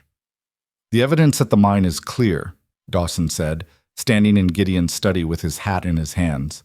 "Those beams were deliberately cut, and several men from Rourke's crew have come forward saying he ordered them to stay away from the northern shaft the day of the collapse. He knew it was going to happen. But without Rourke himself, there's no one to prosecute. Then put out warrants for his arrest. Send word to surrounding territories. Already done. But between you and me, Mr. Cross, a man with Rourke's resources could be in San Francisco by now, or Denver, or Mexico. Finding him's going to be like finding a needle in a haystack." Gideon's jaw tightened with frustration. So he just gets away with attempted murder, just rides off into the sunset while the men he tried to kill go on suffering. "The men are recovering well, thanks to you, and Rourke's operation is finished. His investors pulled out the moment word spread about the sabotage. His reputation's destroyed. That's something. It's not justice." "No, sir, but it's what we've got." Dawson settled his hat back on his head. "I'll keep looking. If he surfaces anywhere, you'll be the first to know. But don't get your hopes up." After the sheriff left, Gideon stood at his study window staring out at the mountains with an expression that made Mara's chest tight with worry. She'd brought him coffee, but it sat cooling on the desk, untouched. "I should have killed him when I had the chance," he said quietly. "Should have finished what I started instead of listening to my conscience." "Your conscience is what separates you from men like him." Mara moved to stand beside him. "You did the right thing, even if it doesn't feel like it now. The right thing doesn't seem to matter much when the villain escapes unpunished. Maybe karma has a way of catching up to people eventually." She touched his arm, drawing his attention from the window. "You saved 4 men's lives, Gideon. You went into a collapsing mine and brought them out alive. That matters more than revenge." He turned to face her, and the intensity in his gaze made her breath catch. "Do you know what kept me calm down in that mine? What kept me from panicking when the tunnel started groaning and dust started falling?" "What?" "Knowing you were up here waiting, knowing I had a reason to be careful, to not take stupid risks, to come back alive." His hand came up to cup her face, and she leaned into the touch without thinking. "You've become my reason, Mara, and that terrifies me." "Why?" "Because I lost my reasons before. Because caring about someone means giving them the power to destroy you." His voice dropped to barely a whisper. "Because I'm falling in love with you, and I don't know how to do that without being afraid every moment that something will take you away from me." The confession hung between them, raw and vulnerable. Mara's heart hammered against her ribs, 1,000 thoughts racing through her mind. This was her employer. This was a man still drowning in grief for his late wife. This was dangerous and complicated and could end in disaster, but it was also real. The most honest, most real thing she'd felt in years. "Then we'll be afraid together," she said, rising up on her toes to press her forehead against his. "Because I'm falling too, and it terrifies me just as much. But I'd rather be terrified with you than safe and alone." His arms came around her, pulling her close, and she felt the shudder that ran through him. "I don't deserve you." "Stop saying that. Stop believing that you need to deserve good things before they can happen." She pulled back just enough to meet his eyes. "You're a good man who suffered terrible loss and is trying to find his way back to living. That's all. You're not beyond redemption, and you're not beyond love. You just have to let yourself believe it." "I'm trying." His thumb traced her lower lip, and she saw desire war with uncertainty in his expression. "But 7 years of grief doesn't disappear overnight." "I know, and I'm not asking it to. I'm just asking you to take this one step with me and see where it leads." He kissed her then, gentle and careful, like she was something precious he was afraid of breaking. Mara melted into it, her hands fisting in his shirt. 7 weeks of tension and attraction, and slowly building intimacy, finally finding expression in that one perfect moment.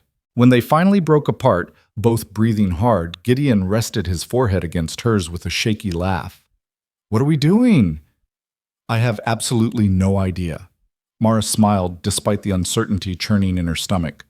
"But I think we should probably figure it out together." "Together." He tested the word like it was foreign. "I haven't been part of a together in so long, I'm not sure I remember how." "Then we'll learn." She stepped back, smoothing her skirts, trying to collect herself. We'll take it slow. Figure out what this is and what it could be. What about the town? Your reputation? You know how people talk. Let them talk. The words came out fiercer than she'd intended. I've spent my whole life worrying about propriety and reputation and doing what's expected. For once, I'm going to do what I want, and what I want is to see where this goes. Pride and something softer flickered across his face. You're extraordinary. You know that? I'm practical. There's a difference. But she smiled as she said it, warmth blooming in her chest. That night, for the first time since she'd arrived at the manor, the house didn't feel like a tomb. It felt like possibility. Like maybe, just maybe, two broken people could find a way to heal each other. Like the worst might finally be behind them and something better was waiting ahead. She fell asleep easily for the first time in weeks, feeling lighter than she had in months. She should have known better than to trust peace. In the mountains, storms always waited just over the horizon. The storm broke 2 weeks later on an ordinary Tuesday morning that had given no warning of the disaster it would bring.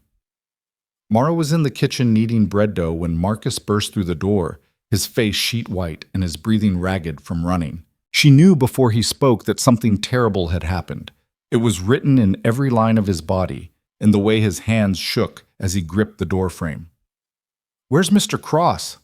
The words came out between gasps for air. "In his study. Marcus, what's wrong?" But he was already running through the house, his boots tracking mud across the floors she'd just cleaned. Mara wiped flour from her hands and followed, her heart hammering with dread. She reached the study just as Marcus was stammering out his report to Gideon, whose face had gone rigid with the kind of control that meant he was barely holding back panic. "Don't know how it happened so fast. The whole section just collapsed, tons of rock coming down. We heard screaming and then nothing. The rescue crews are assembling now, but Mr. Cross, the engineers are saying, it's too unstable. That going in would be suicide." "How many men?" Gideon's voice was deadly calm, which somehow made it more terrifying. "We're not sure yet. At least a dozen were in that section, maybe more." "Which section?" "The main western shaft, the one we just expanded last month." Marcus's voice cracked. "Sir, I need to tell you something else. We found there's evidence of more sabotage, fresh cuts on the support beams, just like before. Whoever did the northern shaft came back and hit us again." The words hung in the air like gun smoke. Mara saw Gideon's hands curl into fists on his desk, saw the muscle jump in his jaw. When he spoke, his voice carried the weight of barely controlled rage. Rourke didn't leave. He just went underground, waiting for his next chance. "We don't know that for certain. Who else would it be?" Gideon was already on his feet, grabbing his coat. He swore revenge, and now he's delivering it. "How many more men have to die before—" He stopped, forcing himself back under control. "Get the crews organized. I want every available man on the rescue effort. And find Sheriff Dawson. Tell him what we found." "Sir, the engineers said—" "I don't care what the engineers said. We're getting those men out." Gideon headed for the door, then paused when he saw Mara standing there. Something flickered across his face, fear, regret, determination all tangled together. "I have to go." "I know." She moved to him, adjusting his coat collar with hands that trembled slightly.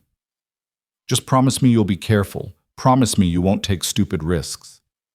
"I can't make that promise." His hand came up to cover hers. "Those men trust me, work for me. Some of them have families, children depending on them. I can't stand by and let them die because it's dangerous to save them."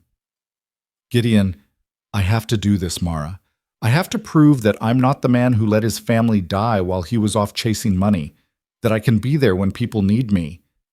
His eyes searched hers desperately. "You understand that, don't you?" She did, and that was what made it so terrifying. She understood that he was going to throw himself into danger because 7 years of guilt demanded it, because he needed to prove something to himself that no amount of reasoning could shake, and all she could do was let him go and pray he came back. "I understand." She rose up and kissed him, quick and fierce, tasting desperation and fear. "But you come back to me, you hear? We just found each other. I'm not losing you now." "I'll come back." He touched her face gently. "I promise I'll come back." Then he was gone, Marcus at his heels, leaving Mara alone in the study with terror clawing at her chest. She stood there for a long moment, listening to the horses disappearing down the mountain, then made herself move. Standing here, drowning in fear, wouldn't help anyone. She went to the kitchen and started cooking. Soup, bread, coffee, everything she could think of that the rescue crews might need. Keeping her hands busy kept her mind from spiraling into nightmare scenarios. She worked mechanically, efficiently, the same way she'd learned to endure every other hardship life had thrown at her. Hours crawled past with no word. The bread came out of the oven golden and perfect. The soup simmered on the stove, rich with vegetables and beef. The coffee stayed hot and strong, and still no news. She was washing dishes when she heard riders approaching. Her heart leaped, and she ran to the door, hope and fear warring in her chest. But it wasn't Gideon returning. It was Sheriff Dawson, and his expression made her stomach drop to her boots. "Miss Hale, I need to speak with you." "What's happened? Is Mr. Cross all right?" "He's fine as far as I know, but there's been a development." Dawson dismounted heavily, his face grim. "May I come in?" She led him to the kitchen, poured coffee she doubted he'd drink, and waited while he gathered his words. The silence stretched until she wanted to scream. "There was another collapse at the mine about an hour ago," he finally said. "Smaller than the first one, but it sealed off the main tunnel they were using for the rescue effort. Mr. Cross and a dozen men are trapped on the other side." The world tilted sideways. Mara gripped the edge of the table, forcing air into lungs that suddenly didn't want to work. Trapped. How trapped? The good news is they're not buried. There's a large chamber where they were staging the rescue equipment. Air, water, some supplies. They can survive for days if necessary. But getting to them is going to take time. We're bringing in engineers from Denver, specialized equipment. It could be... He paused, clearly not wanting to say the next part. "It could be a week or more before we can safely excavate." A week. Gideon trapped underground for a week, in the dark, with limited supplies and the constant threat of more collapses. Mara felt her carefully maintained composure starting to crack. Who else is trapped with him? Mostly his senior crew, men who've been with him for years, and one of the trapped miners they'd just managed to reach. Young fellow, 19 years old, broke his leg in the initial collapse. Dawson's expression turned even grimmer. "Miss Hale, there's something else you need to know. We found evidence that the second collapse was also deliberate.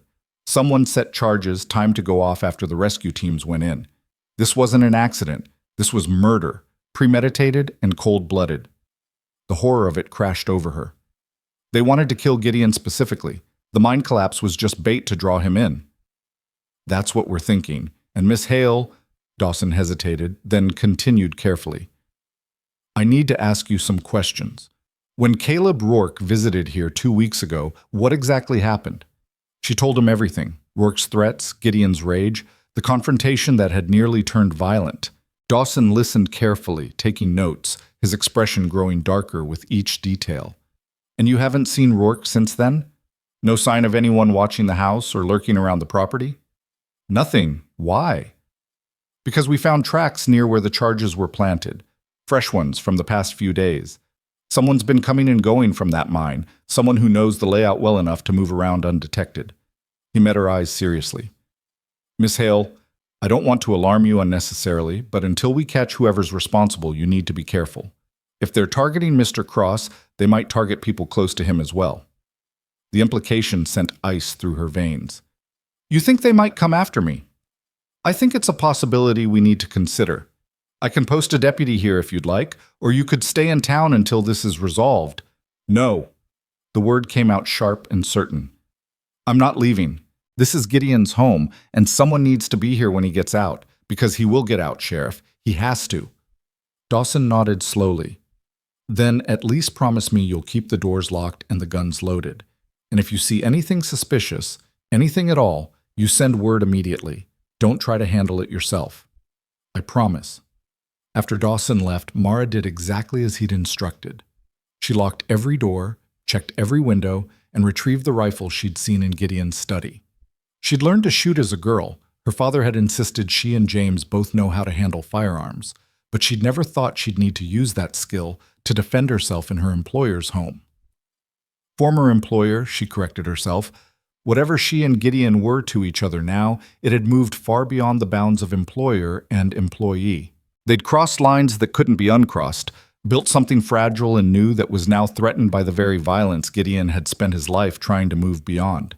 Night fell, and the house felt emptier than ever. Every creak made her jump. Every gust of wind against the windows sounded like footsteps. She tried to sleep but gave up after an hour of lying rigid in bed, straining to hear any sound that didn't belong. Instead, she wrapped herself in a blanket and sat in Gideon's study with the rifle across her lap, keeping vigil the same way she imagined him doing somewhere far underground. The second day brought news that the engineers had arrived and were assessing the situation. The third day brought updated estimates, at least 5 days until they could safely reach the trapped men, possibly longer. The fourth day brought nothing but silence and Mara's slowly fraying nerves. She visited her family on Sunday as usual, though she told them nothing about the mine collapse or Gideon's situation. No point in worrying them when there was nothing they could do. Her father looked better, his cough finally fading thanks to the medicine her wages had bought. James had new boots and was excelling at school. They were thriving, which should have brought her joy. Instead, all she could think about was Gideon trapped in the dark, and whether she'd ever see him alive again. On the fifth night, something woke her from fitful sleep. She lay perfectly still, listening, trying to identify what had pulled her from dreams. Then she heard it again, the soft scrape of something against wood, coming from downstairs. Someone was trying to get in. Mara's heart hammered as she slipped out of bed, grabbing the rifle she'd kept close. She moved to her door silently, listening. The scraping stopped, followed by a soft click. A lock being picked. They were inside. She had two choices: hide and hope they didn't find her, or confront them. Hiding meant waiting to be discovered, trapped with no escape route. Confronting them at least gave her the element of surprise. She crept down the stairs, every nerve screaming at her to run, to hide, to do anything but move toward danger. But this was Gideon's home. She'd promised to keep it safe while he was gone, and more than that, if whoever was breaking in was connected to the mine collapses, they might have information about how to reach Gideon. The intruder was in the study, rifling through Gideon's desk by the light of a shuttered lantern. Mara could see only their silhouette, medium height, broad shoulders, moving with practiced efficiency through the papers, looking for something specific. She raised the rifle, bracing it against her shoulder the way her father had taught her, and stepped into the doorway. "Don't move. Hands where I can see them." The figure froze, then slowly raised their hands. "Easy now. No need for violence." The voice was familiar. Caleb Rourke. She should have known. Mara's finger tightened on the trigger, rage and fear making her hands shake. "You son of a bitch! You tried to kill him. You collapsed that mine deliberately to trap him underground." "Is that what the sheriff's been telling you?" Rourke turned slowly, his hands still raised, his expression calm despite the rifle pointed at his chest. "That's not quite accurate, sweetheart. I didn't collapse anything. I just wanted to scare Cross a little, remind him he's not as untouchable as he thinks." "You're lying.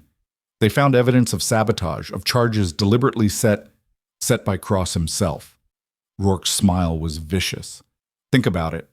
Man with a death wish, guilt eating him alive, sees a chance to play hero and maybe die in the process?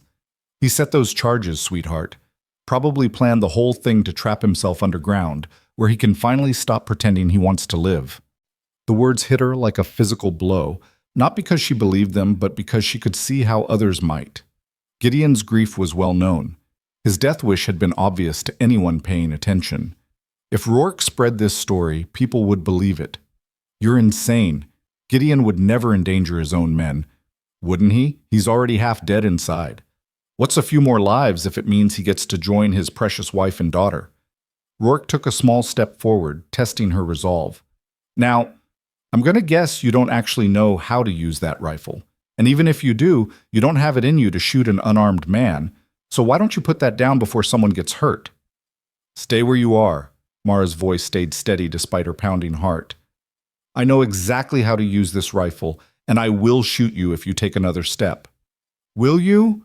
Another step closer. "I don't think so. You're not a killer, Miss Hale. You're just a frightened girl playing at—" She fired.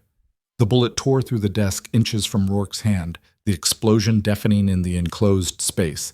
He jumped back with a curse, all his false confidence evaporating. The next one goes through your chest. Mara worked the bolt action, chambering another round, her hands rock steady now that the moment of decision had passed. Now sit down in that chair and don't move. We're going to wait here together until the sheriff arrives. You're making a mistake. Sit. Down. He sat, his expression transforming from smug superiority to genuine fear as he realized she meant every word. Mara kept the rifle trained on him while she backed to the door and called for one of the hands who slept in the barn. The man came running at her shout, saw Rourke in the chair with a rifle pointed at him, and needed no further explanation. Ride to town. Get Sheriff Dawson. Tell him we have Caleb Rourke here, caught breaking into the manor. She never took her eyes off Rourke. And ride fast. The hand took off at a gallop, leaving Mara alone with the man who'd tried to murder Gideon. They sat in tense silence, the rifle a constant threat between them, while minutes stretched into an hour. He's dead, you know, Rourke finally said, his voice carrying a note of satisfaction that made her stomach turn. Even if they dig him out, he's been down there too long. The darkness, the isolation, it does things to a man's mind. He'll come out broken if he comes out at all. Shut up. I'm just preparing you for the inevitable.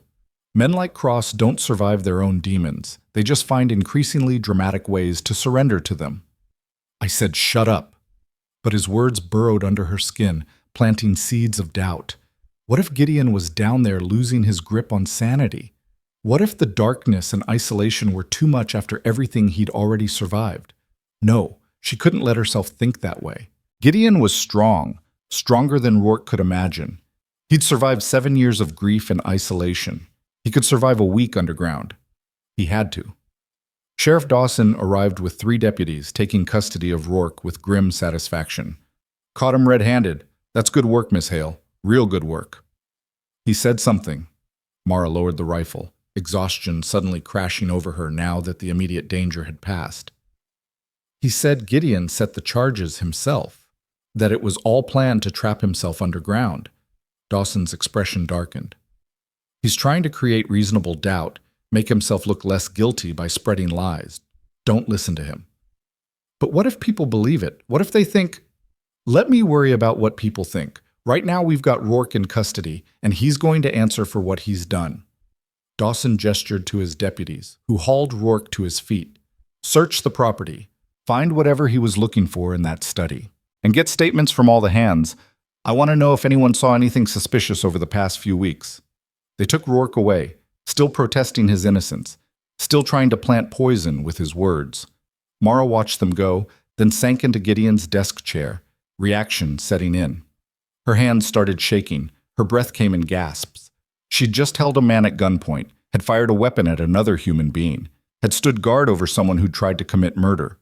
The civilized, practical woman who'd walked up this mountain 2 months ago wouldn't have recognized herself.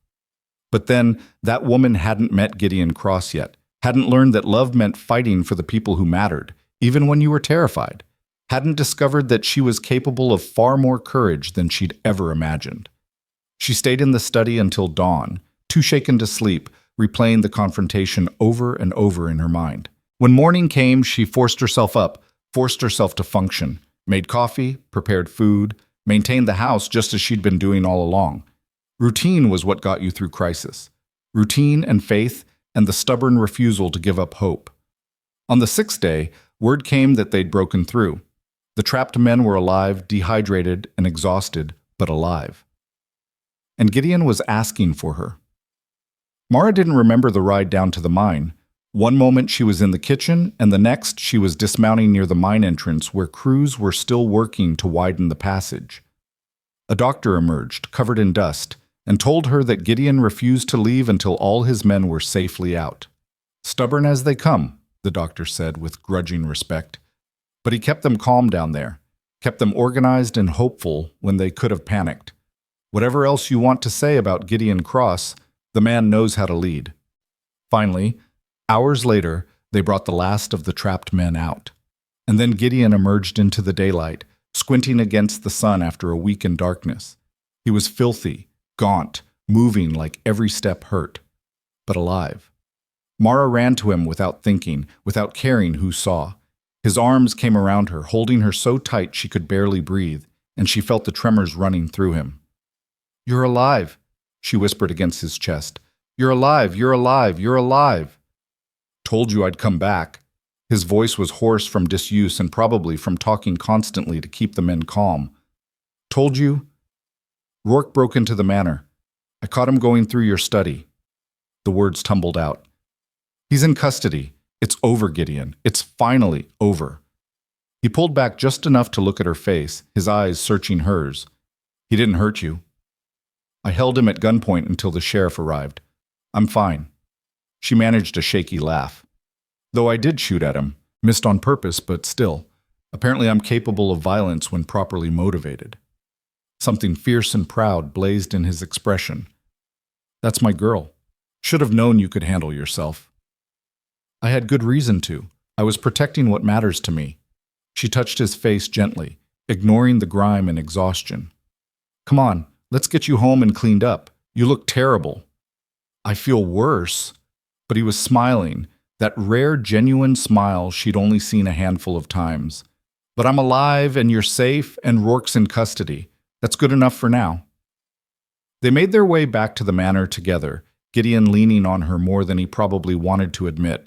The house welcomed them back with warmth and the smell of fresh bread. And for the first time since Mara had arrived, it felt like what it was supposed to be. Not a tomb, not a prison, just a home where two people who'd found each other against all odds could finally start to build something that looked like a future. The weeks following Gideon's rescue moved like water finding new channels after a dam breaks. Slowly at first, then with gathering momentum as old patterns dissolved and new ones formed. He spent the first 3 days doing little more than sleeping and eating, his body demanding rest after a week underground. Mara tended him with quiet efficiency, bringing meals to his room, changing bandages on cuts and scrapes he'd acquired in the collapse, and simply sitting nearby when the nightmares woke him, gasping in the dark. On the 4th day, he emerged from his room looking more like himself and found her in the kitchen preparing lunch. He stood in the doorway for a long moment, just watching her work, and when she finally noticed him, the expression on his face made her breath catch. "You stayed," he said simply. "Of course I stayed. Where else would I go?" Most women would have run the moment they realized what kind of danger came with being associated with me, would have decided it wasn't worth the risk. He moved into the room slowly, as if afraid sudden movement might shatter whatever fragile thing existed between them. "But you held an armed intruder at gunpoint. You protected my home. You waited for me. I told you I would." Mara set down her knife, wiping her hands on her apron. "I meant it, Gideon, all of it." He closed the distance between them, cupping her face in his hands with a gentleness that belied the calluses on his palms. "I love you. I should have said it before I went down into that mine, should have told you the moment I realized it.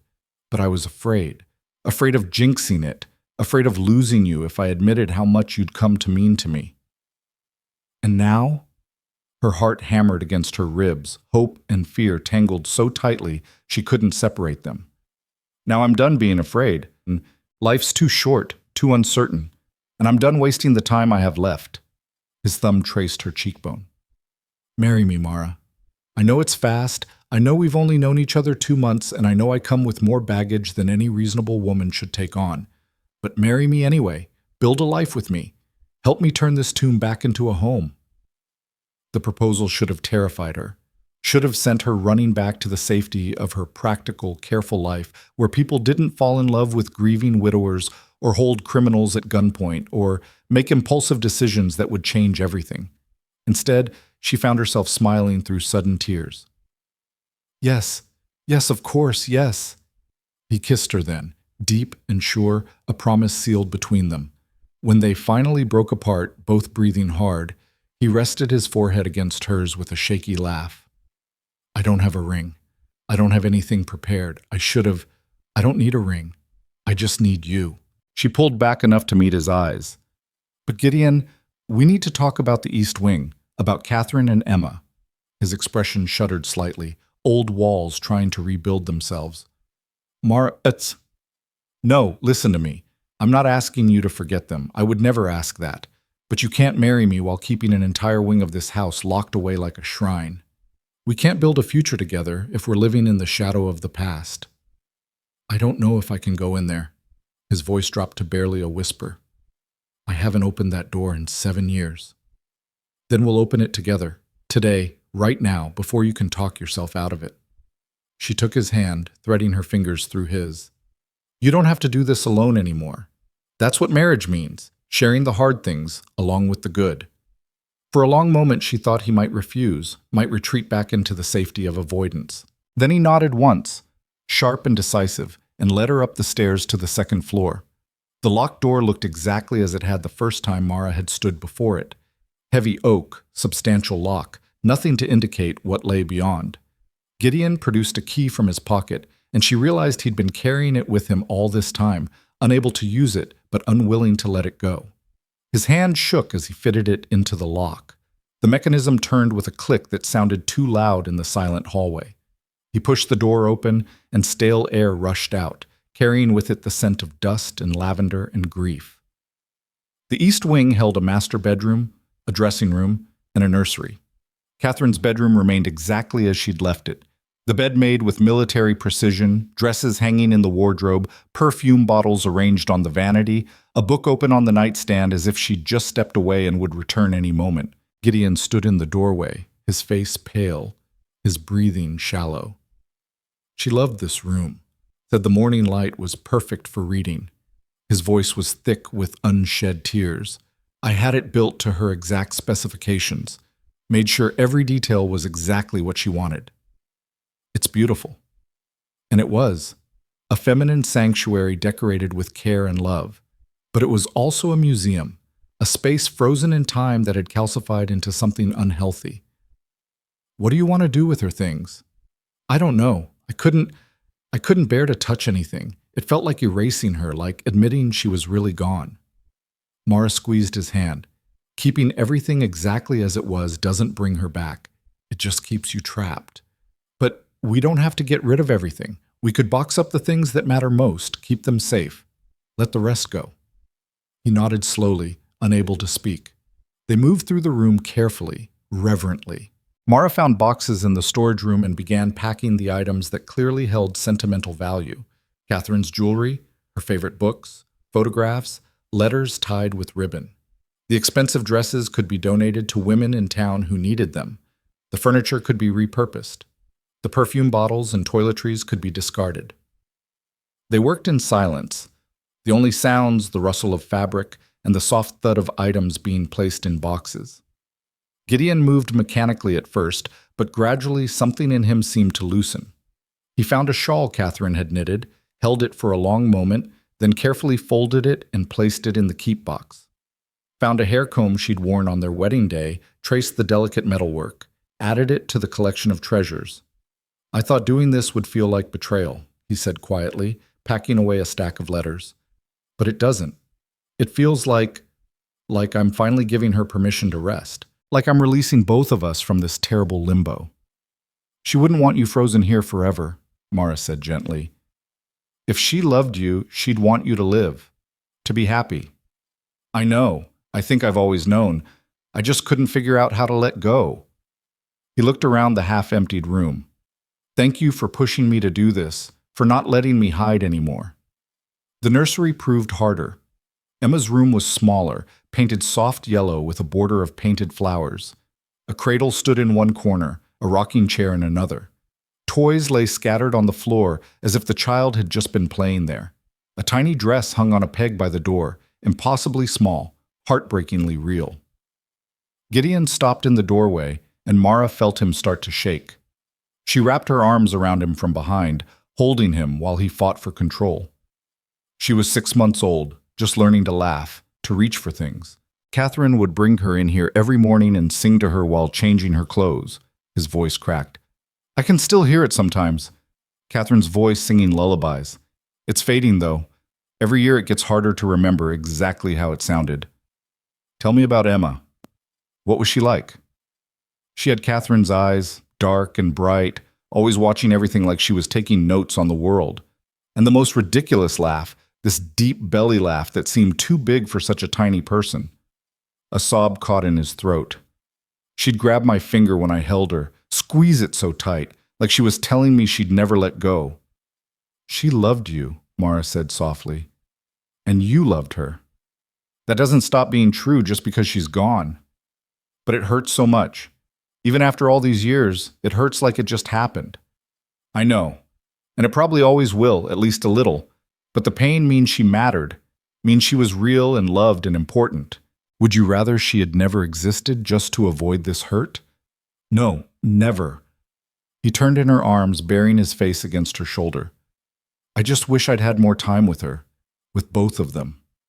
They stood like that for a long time, grief flowing between them like a river that had finally found its course. When Gideon finally pulled back, his eyes were red, but clearer somehow, as if crying had washed away some layer of accumulated pain.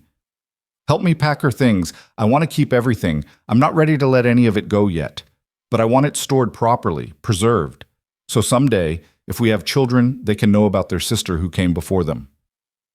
The casual mention of future children made Mara's heart skip, but she simply nodded and began carefully packing Emma's tiny clothes, her toys, the blankets and bottles, and all the small necessities of an infant's life.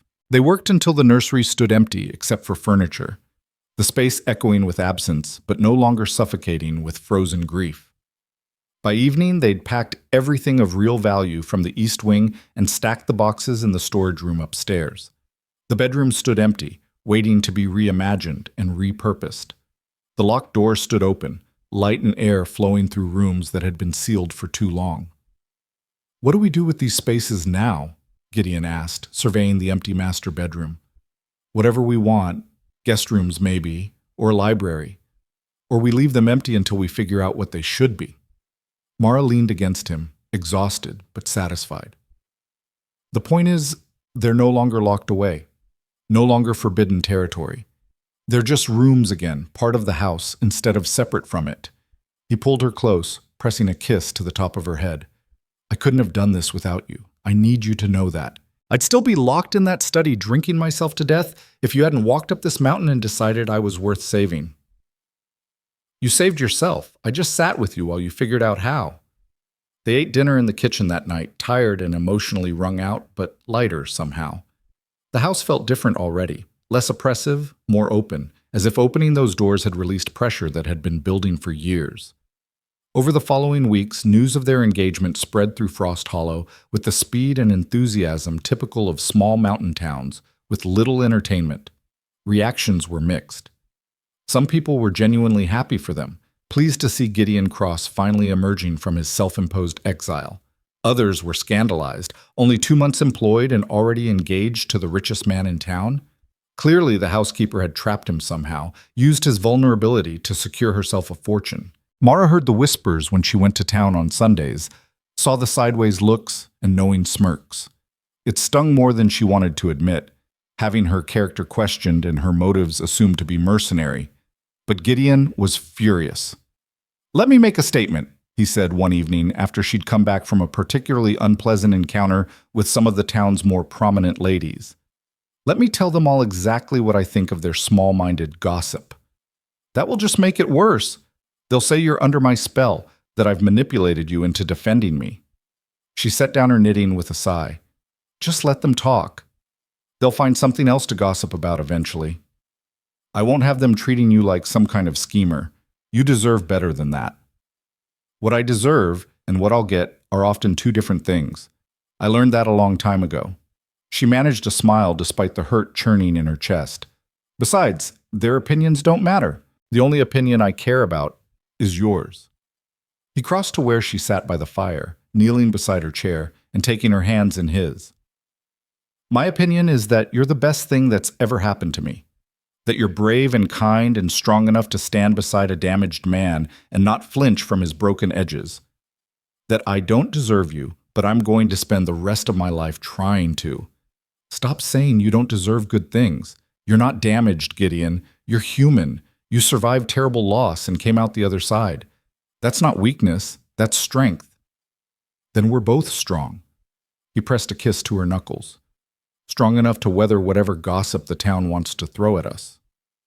The real test came when Caleb Rourke's trial began in late March. The prosecution had built a solid case: the sabotaged timbers, witness testimony from workers Rourke had tried to recruit for his schemes, financial records showing he'd been hemorrhaging money and had grown desperate to eliminate his competition. But Rourke's defense attorney was expensive and clever, introducing just enough doubt to make conviction uncertain. Mara had to testify about the night she'd caught Rourke breaking into the manor. She stood in the courtroom with dozens of eyes on her, recounting how she'd held him at gunpoint, how he'd tried to convince her that Gideon had sabotaged his own mine.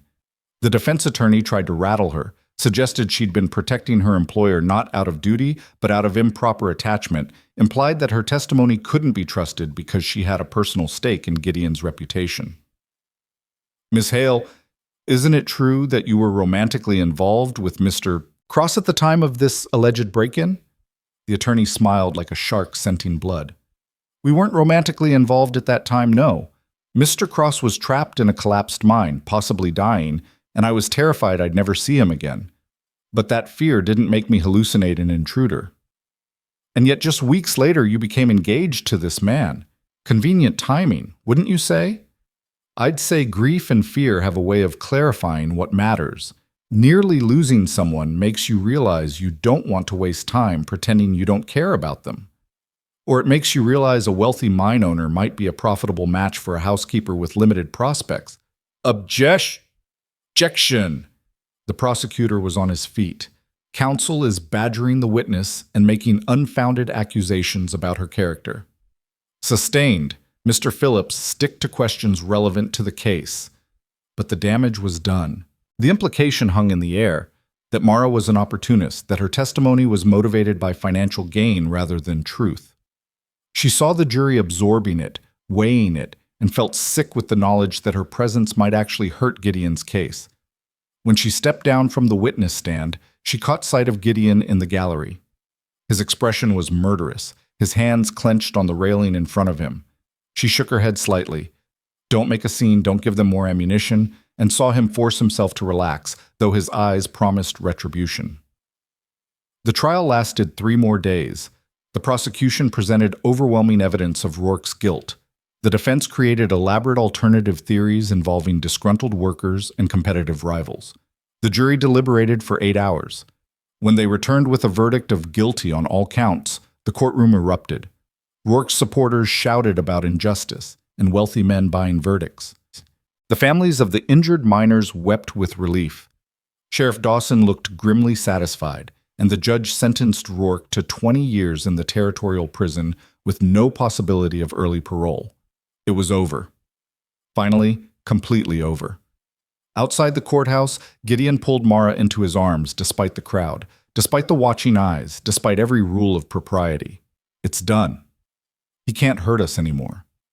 "We did it," she corrected, holding him tight. "We survived his worst and came out stronger."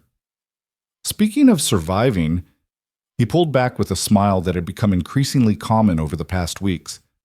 "I believe we have a wedding to plan. Unless you've changed your mind about marrying a man whose reputation just got dragged through the mud in open court." "My reputation got dragged right along with yours.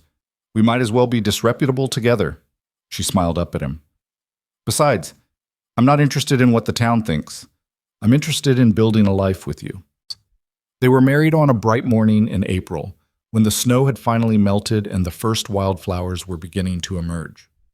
No church wedding. Too many of the congregation still whispered about impropriety and unseemly haste. Instead, they stood in the manor's garden with the minister, Mara's family, a handful of Gideon's most loyal workers, and Sheriff Dawson as witnesses. Mara wore a simple dress she'd sewn herself in pale blue, with wildflowers in her hair. Gideon wore his best suit and an expression of such joy it transformed his whole face. When the minister asked if anyone objected to the union, James piped up with, "I object to not being asked to be best man," and the small gathering erupted in laughter that dispelled any remaining tension.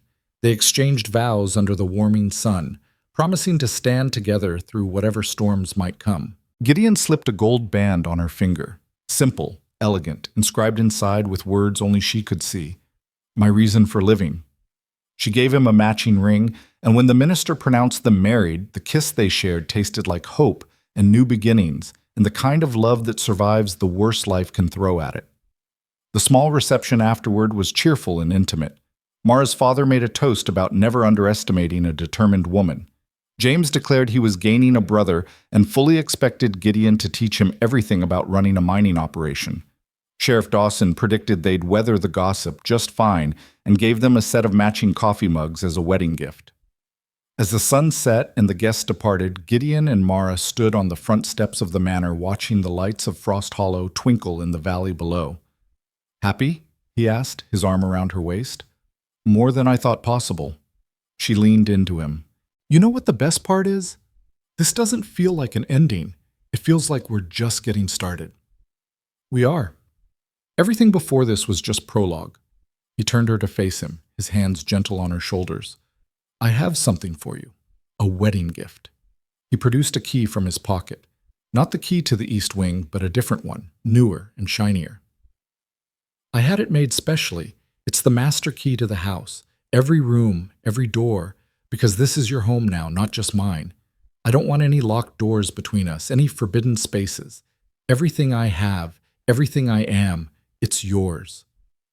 Mara took the key, feeling the weight of it in her palm. It was more than metal and mechanism. It was trust. It was partnership. It was the complete dissolution of the walls he'd built around himself for 7 years. "Thank you for letting me in, for trusting me with your heart even when you thought it was too broken to be worth sharing." "It was broken, but you helped me put it back together." He pulled her close, resting his chin on the top of her head. "I'm not going to pretend I'm completely healed. I still have bad days where the grief catches me off guard. I still miss Catherine and Emma, and probably always will. But you've given me a reason to keep moving forward instead of staying frozen in the past. We'll face the bad days together. That's what marriage is, standing beside each other through the darkness, trusting the light will come again." They went inside together as the stars emerged overhead, closing the door on the past and stepping into whatever future they'd build. The house welcomed them with warmth and the smell of fresh bread. No longer a tomb, but a home where love had learned to live again. Over the months that followed, the manor transformed. The East Wing became guest rooms, prettily decorated and available for the increasing number of visitors, as Gideon's reputation slowly shifted from reclusive monster to respected businessman with a tragic past. The locked nursery became a study where Mara could work on her correspondence and manage the household accounts. The dust and neglect that had characterized every corner gave way to polish and care. But the real transformation wasn't in the house. It was in Gideon himself. He smiled more, laughed more, engaged with the world instead of hiding from it. He implemented new safety measures at the mines that became the standard for the entire region. He paid his workers better wages and built housing for families who'd been living in cramped boarding houses. He donated money to build a proper school for James and the other children in Frost Hollow. The town's opinion slowly shifted as they saw evidence that the cold, ruthless mine owner had become something gentler without losing his strength.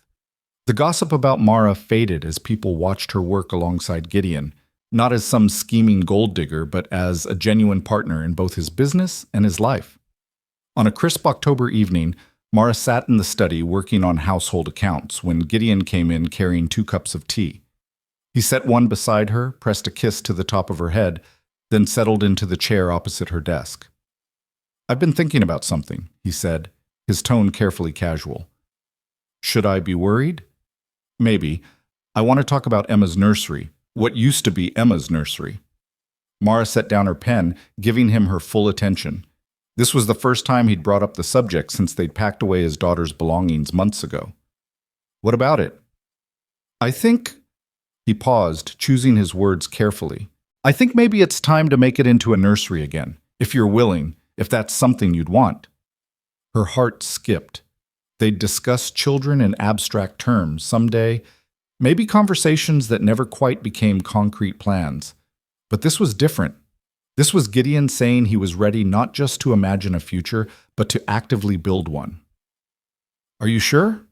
I don't want you to feel pressured. I'm sure." He met her eyes steadily. "I spent 7 years convinced I didn't deserve to be happy. that loving someone again would dishonor Catherine's memory. But you taught me that love isn't a finite resource, that opening your heart to new people doesn't diminish what you felt for those you've lost. And I think Catherine would want me to have a family again, would want Emma to have siblings, even if she can't be here to meet them. Mara crossed to him, kneeling beside his chair and taking his hands in hers.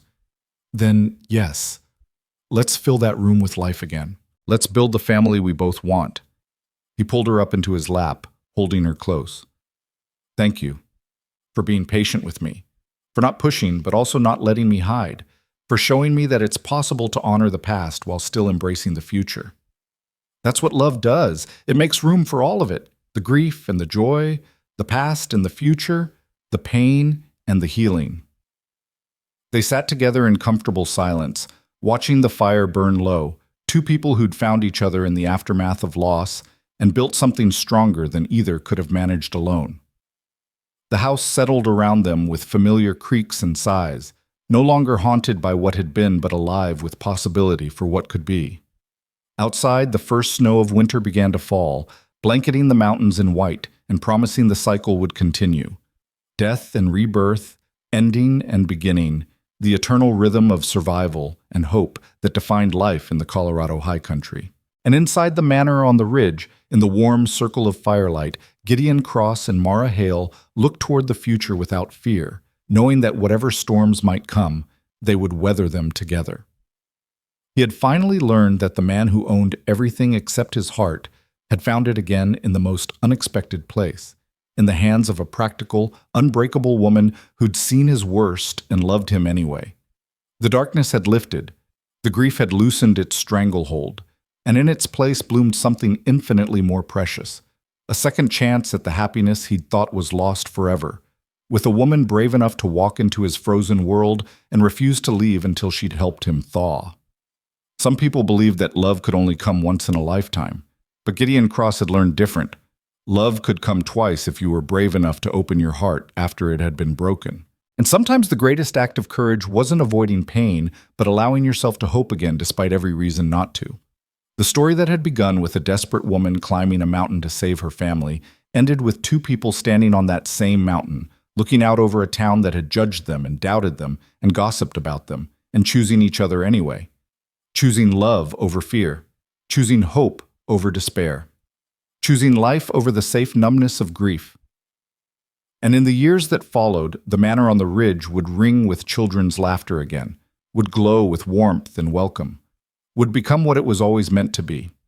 Not a monument to loss, but a testament to the stubborn human capacity for healing, for forgiveness, for learning to live fully even after everything you loved has been taken away. Because that's what survival looks like at its best. Not merely enduring, but transforming pain into wisdom, loss into compassion, grief into a fierce determination to love what remains while you still have the chance. Gideon Cross had learned that lesson the hard way, but with Mara by his side, he'd finally learned it completely. The man who'd had everything except his heart had found it at last. And in finding it, he'd discovered that some things are worth more than all the silver in the mountains, more valuable than any empire built on stone and ambition. Things like love, partnership, second chances, and the quiet courage it takes to let someone see you at your worst and trust they won't turn away. That was the real treasure buried in these mountains. Not silver, but the capacity for human connection to heal even the deepest wounds. And Gideon Cross, who'd spent 7 years certain he was beyond healing, had finally struck the richest vein of all.